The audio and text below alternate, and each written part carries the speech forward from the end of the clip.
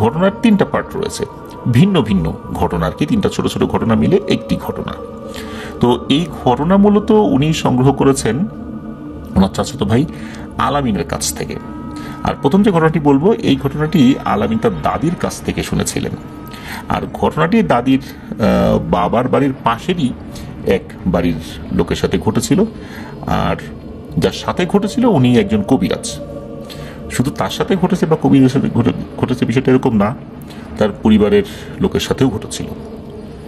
আর ঘটনাটি দাদি স্বচক্ষে না দেখলেও তিনি একজন সাক্ষী বলা চলে। ঘটনাটির স্থান মোরেলগঞ্জ থানার দৈবজ্ঞ হাটি বাজারের পাশেরই একটা গ্রামে। আর সেই গ্রামের নামটি হচ্ছে জোকা গ্রাম। ঘটনাটির সঠিক সময় বলা মুশকিল, আগেকার সময় তো এরকম ক্যালেন্ডার দেখে দেখে মানুষ হিসাব করে রাখতেন না। তবে বলা চলে 1960-এর দশকের কোনো একটা সময় হবে আর কি। আর যে কবিরাজ মূলত এই ঘটনার মুখোমুখি হয়েছিলেন, তো তার নাম খুব একটা আসলে নির্দিষ্ট করে বলা মুশকিল আর কি, কারণ নামটা আসলে সংগ্রহ করতে পারেন নাই উনি। দাদিও আসলে ভুলে গেছেন অনেকদিন আগের কথা। আর উনি যে খুব বড় মাপের কবিরাজ ছিলেন, 10 গ্রামে তার খ্যাতি ছিল, বিষয়টা এরকম না। ছোটখাটো একজন কবিরাজ ছিলেন, টুকটাক ঝাড়ফুঁক করতেন, জিন ভূত তাড়ানো, তারপরে মানুষের ঘর বাড়ি বন্ধ করে দেয়া, হাত চালান দেয়া, এই মানে একটু ছোটখাটো কাজ যেগুলো আর কি। আর আগেকার দিনে কিন্তু ওই ওঝা কবিরাজদের কদরটা কিন্তু বেশ ভালোই ছিল গ্রামে। মানুষজন ডাক্তারের কাছে না গিয়ে এনাদের কাছেই দৌড়াতেন। যেগুলো ডাক্তারি সমস্যা সেগুলো ডাক্তারের কাছে যেতেন না, ওঝা কবিরাজের কাছে দৌড়াতেন আর কি। তো এরকম তো অনেক লোকে আসে প্রতিনিয়ত।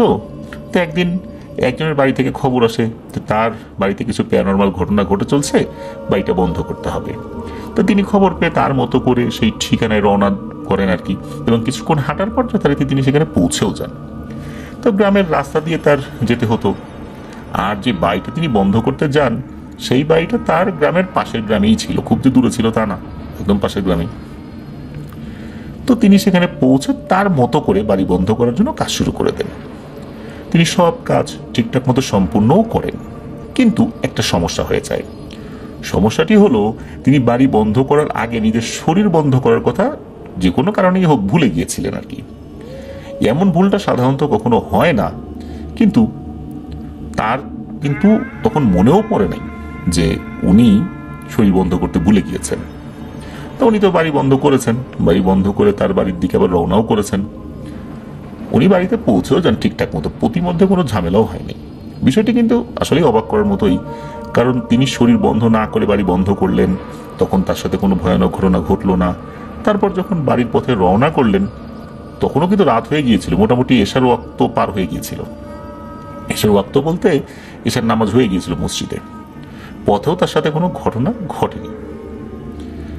আর তখনও কিন্তু ওনার মনে নাই যে উনি শরীর বন্ধ করেন নাই। উনি বাড়িতে পৌঁছে গিয়েছেন, এশার নামাজ জামাতে পড়তে পারেন নাই। উনি তো এমনি একা একা বাসায় গিয়ে এশার নামাজ পড়ে খাওয়া দাওয়া করে ঘুমিয়ে পড়েছেন। তো বলে রাখা ভালো, ঘটনাটি যখন ঘটেছে তখন কিন্তু গরমের কাল, মানে গ্রীষ্মকাল। আর গ্রামের বাড়িগুলো তো এরকম আমাদের মতো এরকম বারান্দা থাকে না, যেটা থাকে সেটা হলো ওই বারান্দাগুলো অনেক খোলামেলা থাকে আর কি। ছোটখাটো বারান্দা না, বেশ খোলামেলা। ঘরের দরজা খুললেই প্রথমে বারান্দা পড়ে, চারদিকে খোলা। গ্রামের দিনে মানে গরমের কালে কিন্তু গ্রাম এলাকাগুলোতে দেখা যাচ্ছে যে ওই বারান্দাগুলোতে রাতের বেলা মানুষ ঘুমায়। তো ওই রাত্রে উনি কি করেছেন, বারান্দায় ঘুমিয়েছেন। আর ওনার স্ত্রী ওনার পাশে ঘুমিয়েছেন বারান্দাতে। আর ওই অজপাড়া গায়ে তো আসলে ওই সময় 60-এর দশকের প্রেক্ষাপটে বিদ্যুতের কথা কল্পনাই করা যায় না। ওনারা তো ঘুমিয়েছেন যথারীতি গভীর ঘুমে আচ্ছন্ন। হঠাৎ ঘুম ভেঙে যায় কবিরাজের। তার ঘুম ভাঙে প্রচন্ড এক আওয়াজে, এবং এই আওয়াজটা ছিল ঘোড়ার খুরের আওয়াজ। ঘোড়া দৌড়ালে ঘোড়ার পায়ের খুর থেকে যেরকম শব্দ হয় ওই রকম শব্দ হচ্ছে। তিনি তো ঘুম থেকে ধর্মর করে উঠে বসেন। শব্দ হচ্ছে কোথায়? ওনার স্ত্রী তখনও ঘুমাচ্ছেন, উনি কিন্তু এটা মানে ফিল করেননি, মানে ওনার স্ত্রী ফিল করেননি। আর শব্দ কিন্তু হয়ে যাচ্ছে, এবং শব্দ আস্তে আস্তে আস্তে আস্তে মনে হচ্ছে কাছে আসছে। হঠাৎ করে দেখতে পান শত শত ঘোড়া আর একটা ঘোড়ারও মাথা নাই। ওই ঘোড়াগুলাই দৌড়ায় আসছে ওনার বাড়ির দিকে, এবং দৌড়ে এসেই কি করলো, ওই ঘোড়াগুলো তাকে ক্রস করে, মানে তার শরীরের উপর দিয়ে গিয়ে তার স্ত্রীর শরীরের উপর দিয়ে ক্রস করে অদৃশ্য হয়ে যাচ্ছে, মানে একটা করে ক্রস করে অদৃশ্য হয়ে যায়। তো ওখান থেকে উনি সরে যাবেন সেই শক্তি ওনার ছিল না, মানে মুহূর্তের মধ্যে এই ঘটনাটি ঘটে গেছে। উনি শুধু তাকিয়ে দেখলেন, ঘোড়াতে তার শরীরের উপর দিয়ে চলে গেল, তার স্ত্রীর শরীরের উপর দিয়ে চলে গেল। ঘোড়ার খুরের আঘাত কিন্তু কারো লাগে নাই, মনে হচ্ছে একটা বাতাস চলে গেল এরকম আর কি, কিন্তু উনি দেখতে পাচ্ছেন। যখনই ঘোড়াগুলো পার হয়ে গেল, সবগুলো ঘোড়া অদৃশ্য হয়ে গেল, সাথে সাথে ওনার স্ত্রী ঘুমের ভিতরে ছটফট করতে থাকেন। ছটফট করতে করতেই একটা চিৎকার দিয়ে সাথে সাথে ওখানেই মারা যান। আর উনি যখনই দৃশ্যটা দেখেছেন, সাথে সাথে উনি শরীর বন্ধ করে নেন, মানে ওনার স্ত্রীর মৃত্যু দেখার সাথে সাথে। আসলে এমনভাবে ঘটনাটা ঘটেছে আচমকা, উনি যে শরীর বন্ধ করবেন না কি করবেন, আসলে এই বিষয়টাও বুঝতে পারেন নাই। আর উনি তো চিৎকার চেঁচামেচি শুরু করে দেন। ঘরের ভেতরে অন্য যারা লোকজন ছিল তারা বাইরে বের হয়ে আসে, এসে দেখে এই অবস্থা। নিজের চোখের সামনে ওনার স্ত্রীর এরকম ভয়ানক মৃত্যু দেখে উনি একদম বাকরুদ্ধ হয়ে যান। সকালবেলা আত্মীয় স্বজনরা আসেন, তার শ্বশুরবাড়ির লোকজন আসেন, সকলের উপস্থিতিতেই দাফন কাফন সম্পন্ন করা হয়। ওই কবিরাজের জ্বর আসে।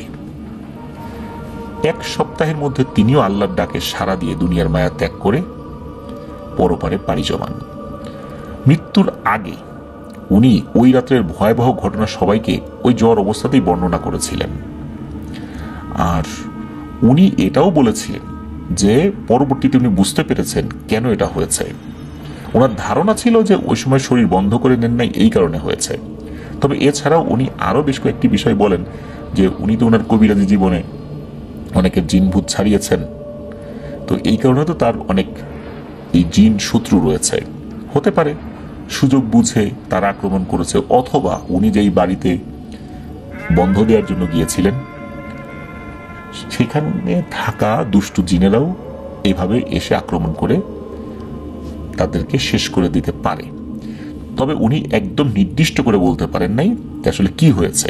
তবে ওনার ধারণা যে ওই শরীর বন্ধ না করার কারণে উনি ওখানে গিয়ে রুকিয়া করেছিলেন, তার কারণে এটা হয়েছে। এটা ওনার মানে সবচেয়ে বেশি ধারণা আর কি। তো এই ঘটনা কিন্তু ওখানকার অনেক লোক ওনার মুখে শুনেছিলেন। তো এভাবেই কিন্তু এই দুইজনকে জিনেরা হত্যা করে। মূলত তার স্ত্রী তো সাথে সাথেই মারা যান, আর উনি মারা যান 7 দিনের মধ্যে। তো যারা কবিরাজি করেন আসলেই তাদেরকে অনেক সতর্ক থাকতে হয়।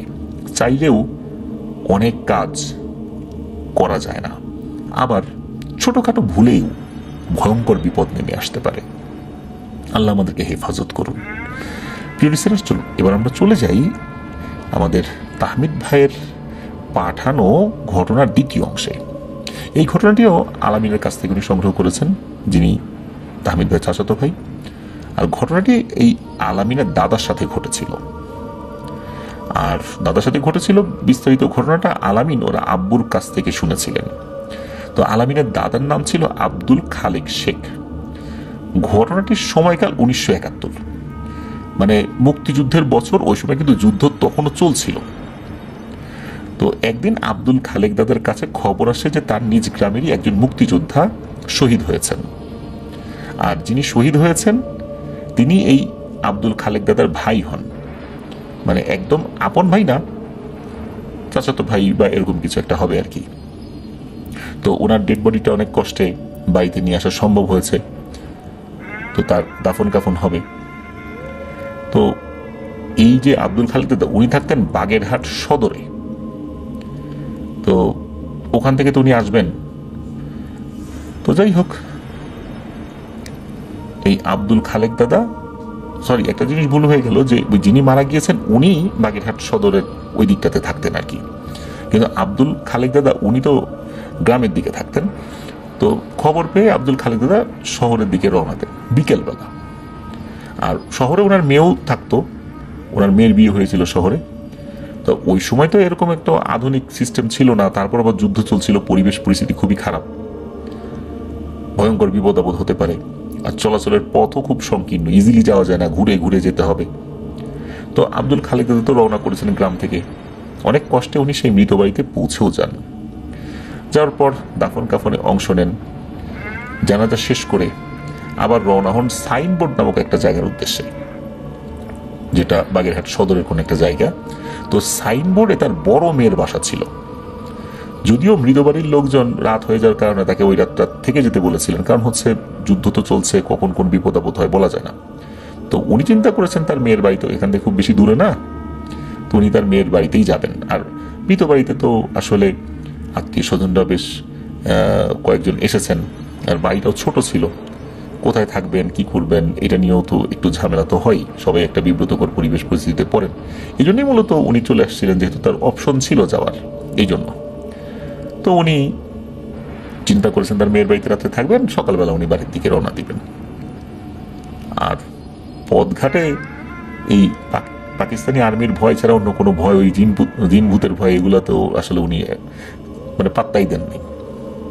আর আগেকার দিনের মানুষরা কিন্তু অনেক সাহসী ছিলেন, রাতের বেলা চলাচল করতেন, বিশেষ করে গ্রামের মানুষরা। তো উনি ওই রাত্রি রওনা করেন তার গন্তব্য সাইনবোর্ড নামক জায়গা, যেখানে তার মেয়ের বাড়ি। তো বলে রাখা ভালো, ওই রাতটা ছিল পূর্ণিমার রাত, চাঁদের আলোয় সবকিছু অনেকটাই স্পষ্ট দেখা যাচ্ছিল। উনি সেই আলোতেই পথ চলতে লাগলেন। তো কিছু দূর আসার পর রাস্তার দুপাশে একটা জোড়া শ্মশান পড়ে, আর ওই শ্মশানটা ছিল অনেক বড়। দুইটা শ্মশানের মাঝখান দিয়েই রাস্তা চলে গিয়েছে। শোনা যায় যে ওই সময়ে ওই জায়গায় নাকি অনেকেই অনেক কিছু দেখে ভয় পেয়েছেন। অনেক বড় শ্মশান, কয়েক কিলোমিটার জায়গা জুড়ে, মানে নির্দিষ্ট জায়গায় না, ভিন্ন ভিন্ন জায়গায় মানুষ পোড়ায় আর কি ডেড বডিগুলো, এই জন্য বিস্তীর্ণ জায়গা নিয়ে এরকমটা হয়েছে আর কি। আর ওই দুই শ্মশানের পুরো জায়গাটা জুড়ে বিভিন্ন জায়গায় বাঁশঝাড় ছিল আর কি। মনে হচ্ছে যে এটা একটা ভূতের স্বর্গরাজ্য, মানে ওই সময়ের পরিবেশ পরিস্থিতি এমন ছিল আর কি। ওই সময়টাতে দিনের বেলাতেও ওই শ্মশানের পাশ দিয়ে মানুষ যেতে নাকি ভয় পেত। আব্দুল খালেক দাদা তো রাতেই যাচ্ছিলেন, তাও আবার মৃত বাড়ি থেকে ফিরেছেন। তো উনি রাতের আধারে চাঁদের মিটিমিটি আলোয় হাঁটতে হাঁটতে জোড়া শ্মশানের মাঝের রাস্তায় পৌঁছেও যান। প্রথম দিকে উনি অবশ্য কিছুই দেখতে পাননি। তিনি সরাসরি শ্মশানের ভেতর তাকানোর মতো সাহসও করছিলেন না, তবে উনি আরে আরে তাকাচ্ছিলেন। অনেক সময় আমরা মাথা সোজা রেখে চোখটা একটু সাইডে করে যেভাবে তাকাই না, দেখার চেষ্টা করি না, ওই রকম আর কি। তো বেশ খানিকক্ষণ হেঁটেছেন, তখনও অস্বাভাবিক কোনো কিছু আসলে উনি ফিল করেন নাই। হঠাৎ করে খচ খচ খচ এরকম আওয়াজ ওনার কানে আসে। তো উনি কিন্তু ঘাড় ঘুরিয়ে ডানে বায়ে পেছনে কোনো দিকে তাকান নাই। উনি চিন্তা করলেন আওয়াজটা কোথা থেকে আসে। তখন ওনার কাছে মনে হলো ওনার হাতের বাম পাশ থেকে, যে ঝোপের অংশ রয়েছে বা পাশের মতো জায়গা, ওখান থেকে আসছে। তো উনি আর চোখে একটু দেখার চেষ্টা করেছেন। তো আর চোখে উনি যখন দেখার চেষ্টা করেন, তখন উনি দেখেন যে কোন একটা অবয়ব 30-40 হাত লম্বা হবে আনুমানিক, শ্মশানের ভেতরে ঝোপঝাড়ের ভেতর দিয়ে ঠিক তার বরাবর হেঁটে চলছে। তো উনি আড়াআড়ি তো ভালো করে আসলে তাকান নাই, তো আড়াআড়ি ভাবে দেখেছেন। তো উনি ঘাড় ঘুরিয়ে তাকালে তো মুখোমুখি হয়ে যেতে পারে, এই জন্য এমন ভাব নিচ্ছেন যে উনি দেখেনি নাই। হঠাৎ করে ওনার হাতের ডান পাশে আবার একই রকম ভাবে খচ খচ খচ শব্দ এরকম হচ্ছে। উনি এবার মাথা সোজা রেখে আর চোখে তাকানোর চেষ্টা করেন। দেখেন একই দৃশ্য, ও পাশে যে ঝোপঝাড় রয়েছে ওটার ভিতর দিয়ে ঠিক একই উচ্চতার একটা অবয়ব হেঁটে চলছে। উনি চিন্তা করলেন যে বাম পাশের অবয়বটা কি ডান পাশে আসলো নাকি। তো উনি আর চোখে একবার বামে তাকান, ডানে তাকান, এবার নিশ্চিত হলেন না, একটা অবয়ব না, এখানে দুটো অবয়ব। রাস্তার দুপাশেই তো শ্মশান, আর ওনার ডানে বায়ে দুপাশেই এই একই আকৃতির দুটো অবয়ব ওনার বরাবর হেঁটে যাচ্ছে। তো উনি প্রচন্ড ভয় পেয়েছেন। উনি এবার একটু মাথাটা ঘুরিয়েছেন, সামান্য একটু, একবারে আর চোখে তো খুব ভালো দেখা যায় না। এবার যেটা দেখতে পেলেন তা দেখে তো ওনার পিলে চমকে গেল। উনি দেখতে পেলেন এই যে অবয়ব দুটা, এই দুটার কোনোটারই মাথা নাই বলে মনে হচ্ছে। আর বুকের উপর দুটো চোখ জল করছে, লাল দুটো চোখ। আর মনে হচ্ছে ওই চোখের ভেতর থেকে আগুন বের হচ্ছে, এক ধরনের আলোক রশ্মি বের হচ্ছে ওই চোখের ভেতর থেকে, এমনটা মনে হচ্ছে ওই আলোতে ওরা পথ চলছে। তো তিনি দুপাশে এমন একটা জিনিস দুইবার আর চোখে সামান্য মাথা ঘুরিয়ে যখন দেখেছেন, উনি চিন্তা করেছেন যে এখন আমি যদি দৌড় দিই তাহলে এই দুইটা জিনিস বুঝে যাবে যে আমি ওদেরকে দেখেছি। হতে পারে যে এখানে ঘাড় মটকে দেবে, আবার আমি যদি বুঝতে দেই যে আমি ওদেরকে দেখেছি, হতে পারে যে ওরা আমাকে খেয়াল না করে ওরা ওদের মতো হেঁটে যাচ্ছে, আর ওদেরকে দেখার কারণে ওরা আমার উপর রাগান্বিত হতে পারে, যে কোনো বিষয়ই হতে পারে আর কি। এই জন্য এই আব্দুল খালেক দাদা মনে মনে যা দোয়া দুরুদ জানতেন পড়ছিলেন, শরীরে ফু দিচ্ছিলেন, আর উনি ওনার গতিতে আস্তে আস্তে হেঁটে যাচ্ছিলেন। তবে ওনার কাছে মনে হচ্ছিল এই বুঝি ডান পাশ থেকে বাম পাশ থেকে অবয়ব দুটি এসে ওনার ঘাটটা মটকে দেয়। এমন একটা ভয়ের সিচুয়েশন ছিল, এটা আসলে মানুষকে বোঝানো খুবই মুশকিল। যে এই পরিবেশ পরিস্থিতিতে পড়েছে সেই জানে যে প্রতিটা সেকেন্ডে সেকেন্ডে মৃত্যু ভয়। আর উনি প্রত্যেকটা কদম ফেলছেন, মানে পদক্ষেপ নিচ্ছেন, সামনের দিকে আগাচ্ছেন, মনে হচ্ছে তার পরের পদক্ষেপটা, মানে তার পরের স্টেপটা আর উনি দিতে পারবেন না, তার আগেই এই ভয়ঙ্কর পিশাচ দুটি ঘাড় মটকে দেবে। তারপরেও আল্লাহর নাম নিয়ে উনি ভয়ে ভয়ে এগিয়ে যাচ্ছিলেন। তো শ্মশানটা তো অনেক লম্বা, কয়েক কিলোমিটার জুড়ে ওই সময় ছিল আর কি। তো যাই হোক, আল্লাহর কাছে দোয়া করছেন, আল্লাহ এইবারের মতো তুমি আমাকে বাঁচাই দাও আল্লাহ। তো এরকম বলছেন, আবার যা দোয়া কালাম জানতেন সেটা করতেন, পড়া শেষ করে আবার আল্লাহর কাছে দোয়া করছেন, আল্লাহ এবারের মতো বাঁচাই দাও। এইভাবে উনি শ্মশানের রাস্তাটা যখনই শেষ করেছেন তখন উনি দেখেন যে মানে ওই যে অবয়ব দুটো আসছিল এই দুটার নাই। এত দীর্ঘ একটা পথ, এমন দুটো ভয়ঙ্কর মুন্ডহীন অবয়বের সাথে হাঁটতে হাঁটতে ওনার আসলে শরীরে আর শক্তি ছিল না।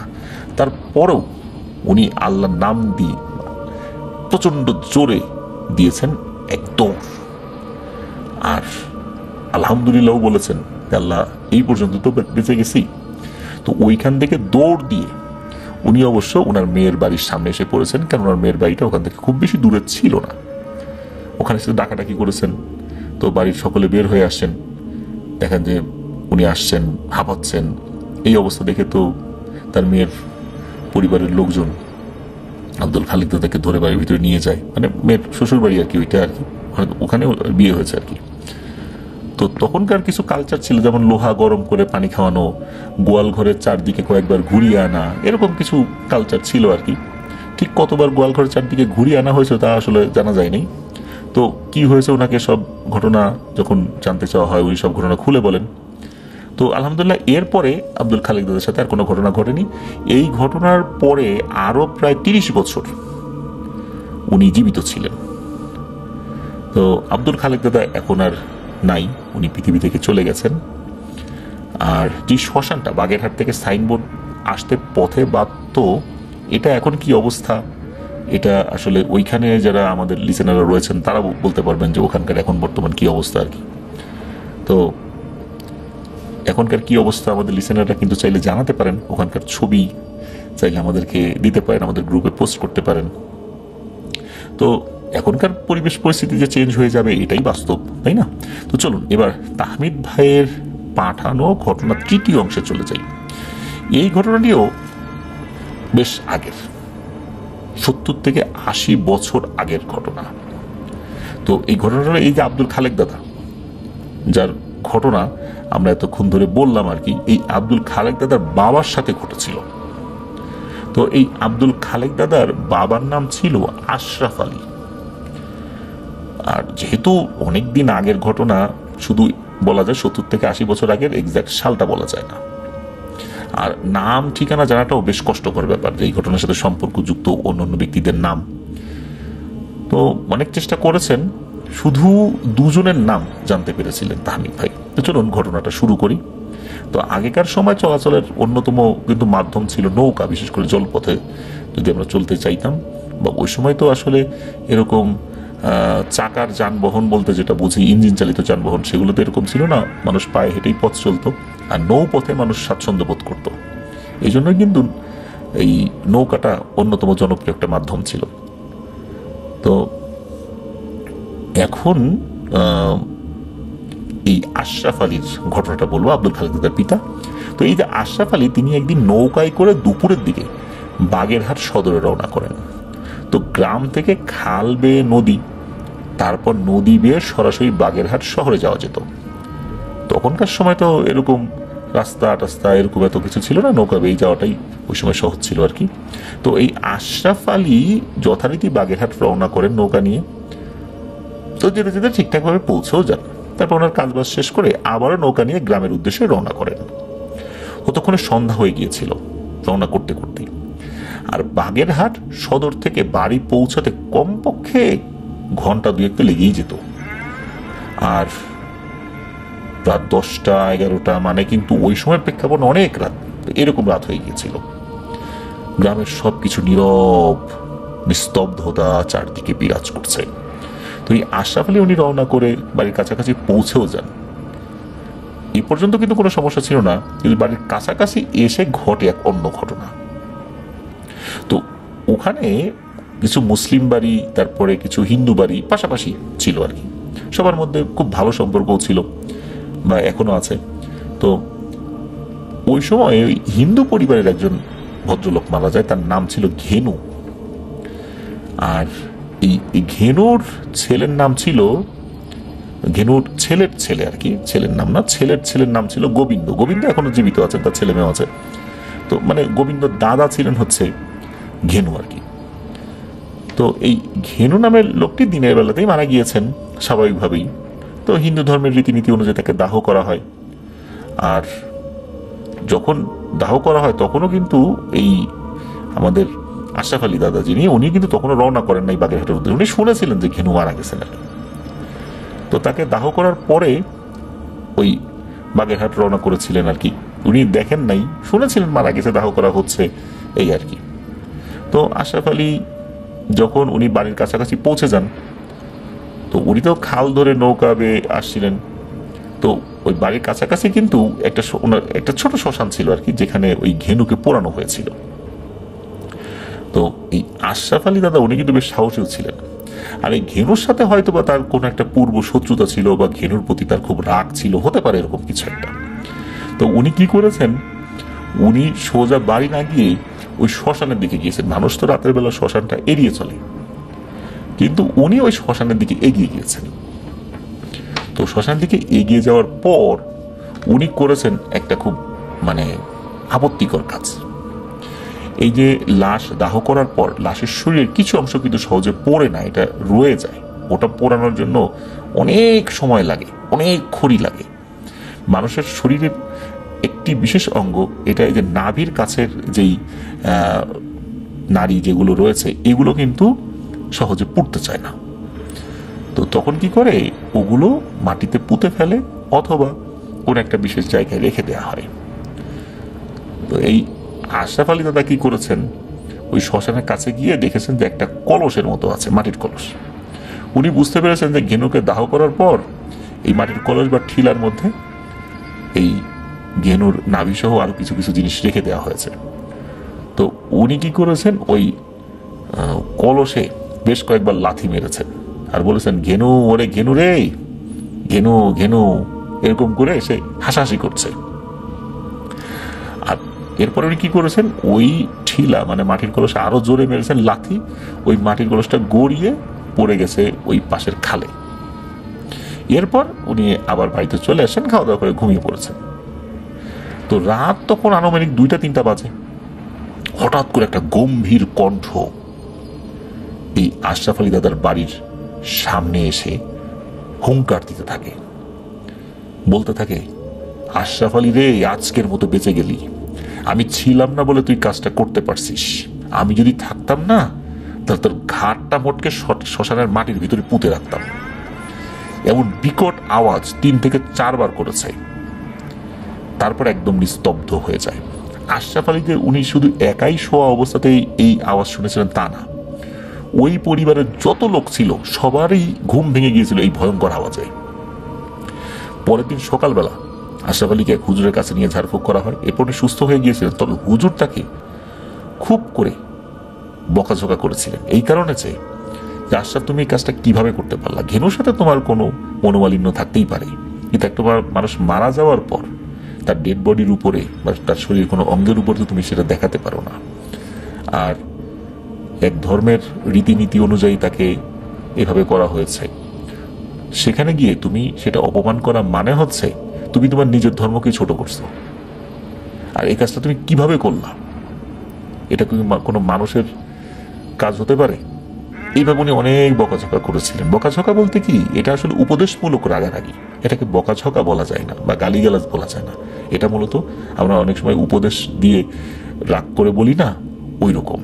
এরপরে আসলে এই আশরাফ আলী দাদা উনি ওনার ভুল বুঝতে পেরেছিলেন এবং খুবই অনুতপ্ত হয়েছিলেন এই ঘটনার জন্য। তো এরপরে উনি কখনোই এই ধরনের অ্যাক্টিভিটিস করেননি। তবে এই ঘটনা ঘটার পর ওনার সাথে পরবর্তীতে অন্য কোনো ভয়ের ঘটনা ঘটেনি, উনি স্বাভাবিকভাবেই পৃথিবীর মায়া ত্যাগ করে চলে গিয়েছেন। তবে উনি মারা গিয়েছেন এখন থেকেও আরো প্রায় 50 বছর আগে। তো এটি ছিল ঘটনা। তো এই 3টি ঘটনাই তাহমিদ ভাই ওনার চাচাতো ভাই আলামিনের কাছ থেকে সংগ্রহ করেছেন। তো আমার কাছে কিন্তু 3টি ঘটনাই ভালো লেগেছে। আমি জানি না লিসেনারদের কাছে কেমন লেগেছে। আমি আশা করব 3টি ঘটনায় লিসেনারদের ভয়ের শিহরণ জাগাতে সক্ষম হয়েছে ইনশাআল্লাহ। প্রিয় লিসেনার্স, এই যে শেষ ঘটনা, এই যে ঘেনুর ঘটনায় একটা বিষয় আমরা বললাম যে মানুষের শরীরের একটি অংশ সহজে পোড়ানো যায় না। এই অংশটা পোড়ানো যায় না তা না, পোড়ানো যায়, সেক্ষেত্রে অনেক সময় নিয়ে পোড়াতে হয়। সেটা হচ্ছে শরীরের নাভির এই অংশটা। তো এইটা নিয়ে আমাদের পরবর্তী ঘটনার শিরোনাম আমরা দিয়েছি বটতলা ঘাটের পিশাচ। চলুন এই রিলেটেড, মানে এই অংশ রিলেটেড আরো একটি ঘটনা আমরা এখন শুনে আসি। তো এই ঘটনাটি আমাদের এবারের এপিসোডের 2য় ঘটনা। এই ঘটনাটি আমাদেরকে যিনি পাঠিয়েছেন তার নাম শহীদুল ইসলাম। ওনার বাড়ি নরসিংদী জেলার ঐতিহাসিক প্রত্নতাত্ত্বিক স্থান ওয়ারী বটেশ্বরের পাশের গ্রাম সুজাতপুরে, যেখানে 2500 বছর পূর্বে বসতি থাকবে, সেখানে অসংখ্য ঘটনা থাকবে, এটাই তো স্বাভাবিক। একটা সময় ওনাদের গ্রামে অনেক হিন্দু ধর্মাবলম্বী লোকদের বসবাস ছিল, বসত ভিটা ছিল। এখনো বেশ কিছু পরিবার বসবাস করে। তাদের পূর্বপুরুষরা ভারতে চলে গিয়েছিলেন বিভিন্ন সময়, যাওয়ার সময় জমি জমা বিক্রি করে দিয়ে চলে গিয়েছিলেন অনেকেই। তো তারা চলে গেলেও তাদের নামে এখনো 3-4টি বড় বড় বাগ বা বাগান ওনাদের গ্রামে রয়েছে। তারিণীর বাগ, চন্ডাল বাগ, হেনাপুরীর বাগ, কৃষ্ণার বাগ, এরকম আর কি। তো এসব নিয়েও কিন্তু অনেক কাহিনী রয়েছে। তো এইসব জায়গায় দিনের বেলাতেও মানুষ চলাচলের ক্ষেত্রে সতর্কতা অবলম্বন করেন। আর বটতলা ঘাট এসব জায়গার পাশেই 10 থেকে 15 মিনিটের পথ। এখন অবশ্য বটতলা ঘাটে নদীও নেই, বট গাছও নেই, অথচ বটতলা ঘাট নামটা রয়ে গেছে। কালের সাক্ষী হয়ে দাঁড়িয়ে আছে কয়েকটা জাম গাছ, আর নদী ভরাট হয়ে যাওয়ার উপর হয়েছে এখন ধান ক্ষেত। আজকের ঘটনাটা মূলত এই বটতলা ঘাট আর তার আশেপাশের রাস্তাকে নিয়ে। এই রাস্তাটা 2টি গ্রামকে সংযুক্ত করেছে। তো ঘটনাটি যেই চাচা বর্ণনা করেছেন তার বাবার বন্ধুদের সাথে ঘটনাটি ঘটেছিল। তো সেই চাচার ভাষ্য অনুযায়ী আমরা যদি ঘটনাটি বর্ণনা করি যে ওই চাচার বাবা, তো তার বাবা সহ 3 বন্ধু ছিল। তখন অবশ্যই চাচা জন্ম নেন নাই, 1950 সালের দিকে হবে ঘটনা, বা আশেপাশে হবে, এক্সাক্ট সালটা আসলে বলা যায় না। তো ওই চাচার বাবা যেমন সাহসী ছিলেন, তার বন্ধুরাও কিন্তু সাহসী ছিলেন। বৈশাখ মাসে বৃষ্টি এলে বটতলা ঘাটে মাছ ধরতে যেতেন। উজানে আসা মাছগুলি অল্প পানিতে আটকা পড়ত, কারণ জমি ঢালু হওয়ায় পানি নেমে যেত। আবার ওনার বাবার 2 বন্ধু, তার নাম হচ্ছে সাত্তার এবং মোর্শেদ, এনারা দুজনে ছিল বেশ কৌতূহলী।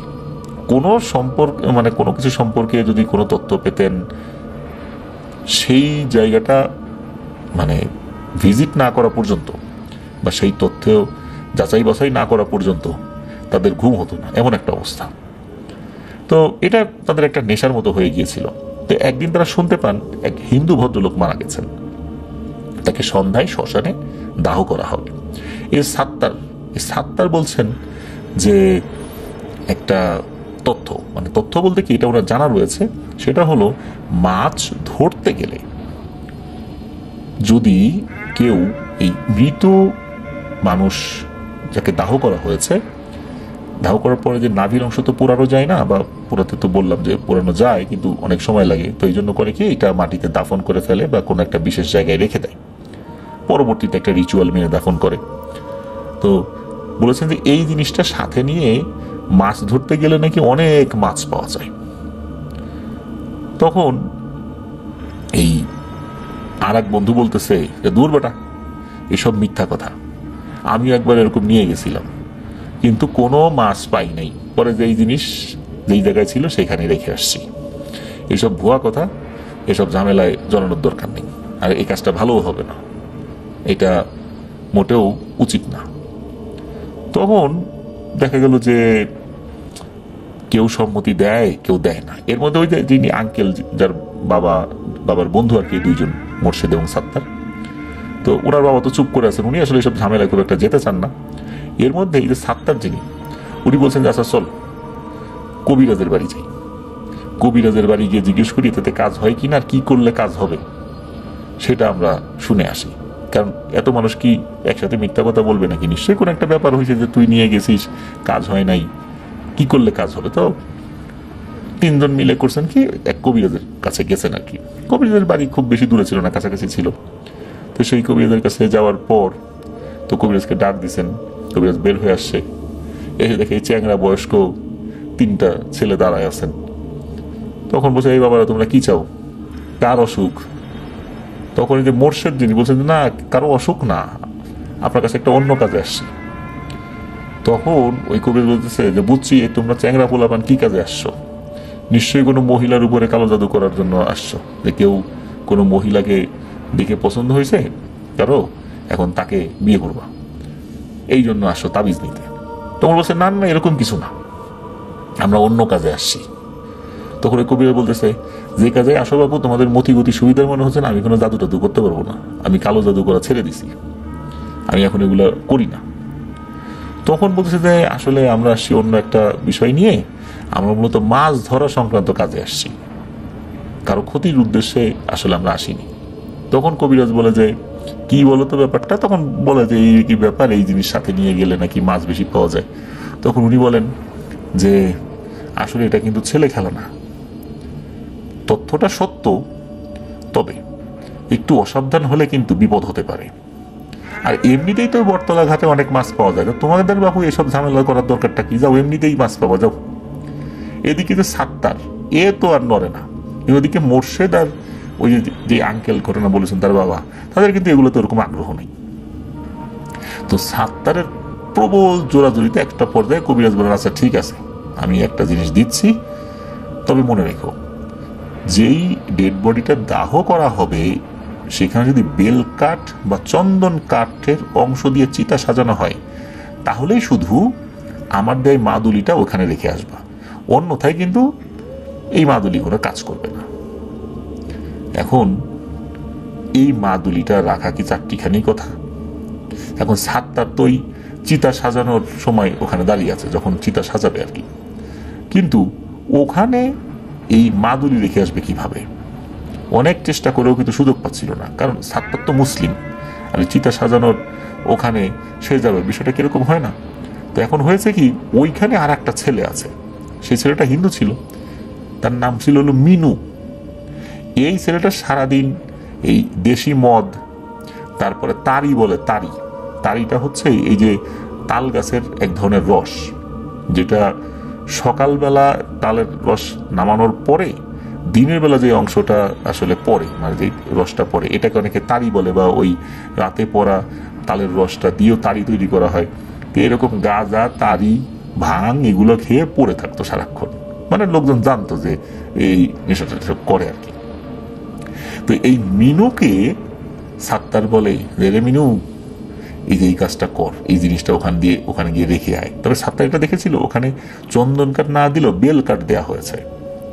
এই কারণে ওই মিনুকে বলছিল যে তুই দিয়ে তোকে তাড়ি দিব, তাড়ি। মিনু তো শুনে একদম আনন্দে আত্মহারা। তার কি আর এই সমস্ত বিষয়ের জ্ঞান আছে? মিনু কি করেছে, সে যেহেতু হিন্দু, সে টুক করে ওই চিতার কাছাকাছি একটা জায়গায় ওই মাদুলিটা রেখে আসছে। তবে কবিরাজ বলে দিয়েছিল যে এই মাদুলিতে একটা জিন রয়েছে, এই জিনটা তোমাদেরকে কোনো হত্যাকারী জিন বা শ্মশানের যেই হত্যাকারী জিন থাকে তোমাদের উপর আক্রমণ করতে পারে, তার থেকে তোমাদেরকে রক্ষা করবে। তো এগুলো কিন্তু বলে দিয়েছিলেন। আর এই যে আঙ্কেল ঘটনা বলেছেন তার বাবা এবং মোর্শেদ জিন, এই কথা শোনার পর তারা কিন্তু চিন্তায় পড়ে গিয়েছিলেন। কারণ হলো এই সাত্তার বিয়ে করেছে কয়েক মাস, যদি কোনো অঘটন হয়ে যায় আর তারা বন্ধু হিসাবে জানতো ব্যাপারটা, তখন তো তার স্ত্রী বা অন্য গ্রামের অন্য লোকজন এই বিষয়টা নিয়ে অনেক তুলকালাপ ঘটনা ঘটায় ফেলবে। আবার মোর্শেদ শহরে যাবে, তার একটা কাজ পেয়েছে, সে একটা চাকরি পেয়েছে সেখানে জয়েন করতে। এখন সবাই এই ব্যাপারটা নিয়ে আসলে অতটা মানে যতটা উদ্বিগ্ন, কিন্তু সাত্তারের মধ্যে এটা না। সাত্তারকে বারবার রিকোয়েস্ট করেছে যে সাত্তার কাজটা করিস না, নতুন বিয়ে করছিস, না জানি কোন ঝামেলা হয়, খুব বিপদ হতে পারে, তোর উপর বিপদ না, তোর বউর উপর আসতে পারে। তখন সাত্তার সারে দূর, আমার বউ গেছে বাপের বাড়ি, কয়েকদিন পর আসবে, আর এই সুযোগে আমি এই কাজটা করি। এখন কি আর করা, তাকে তো আসলে কোনোভাবে বোঝানো যায় না, এই জন্য কিন্তু সাত্তারই এই কাজটা করেছে আর কি।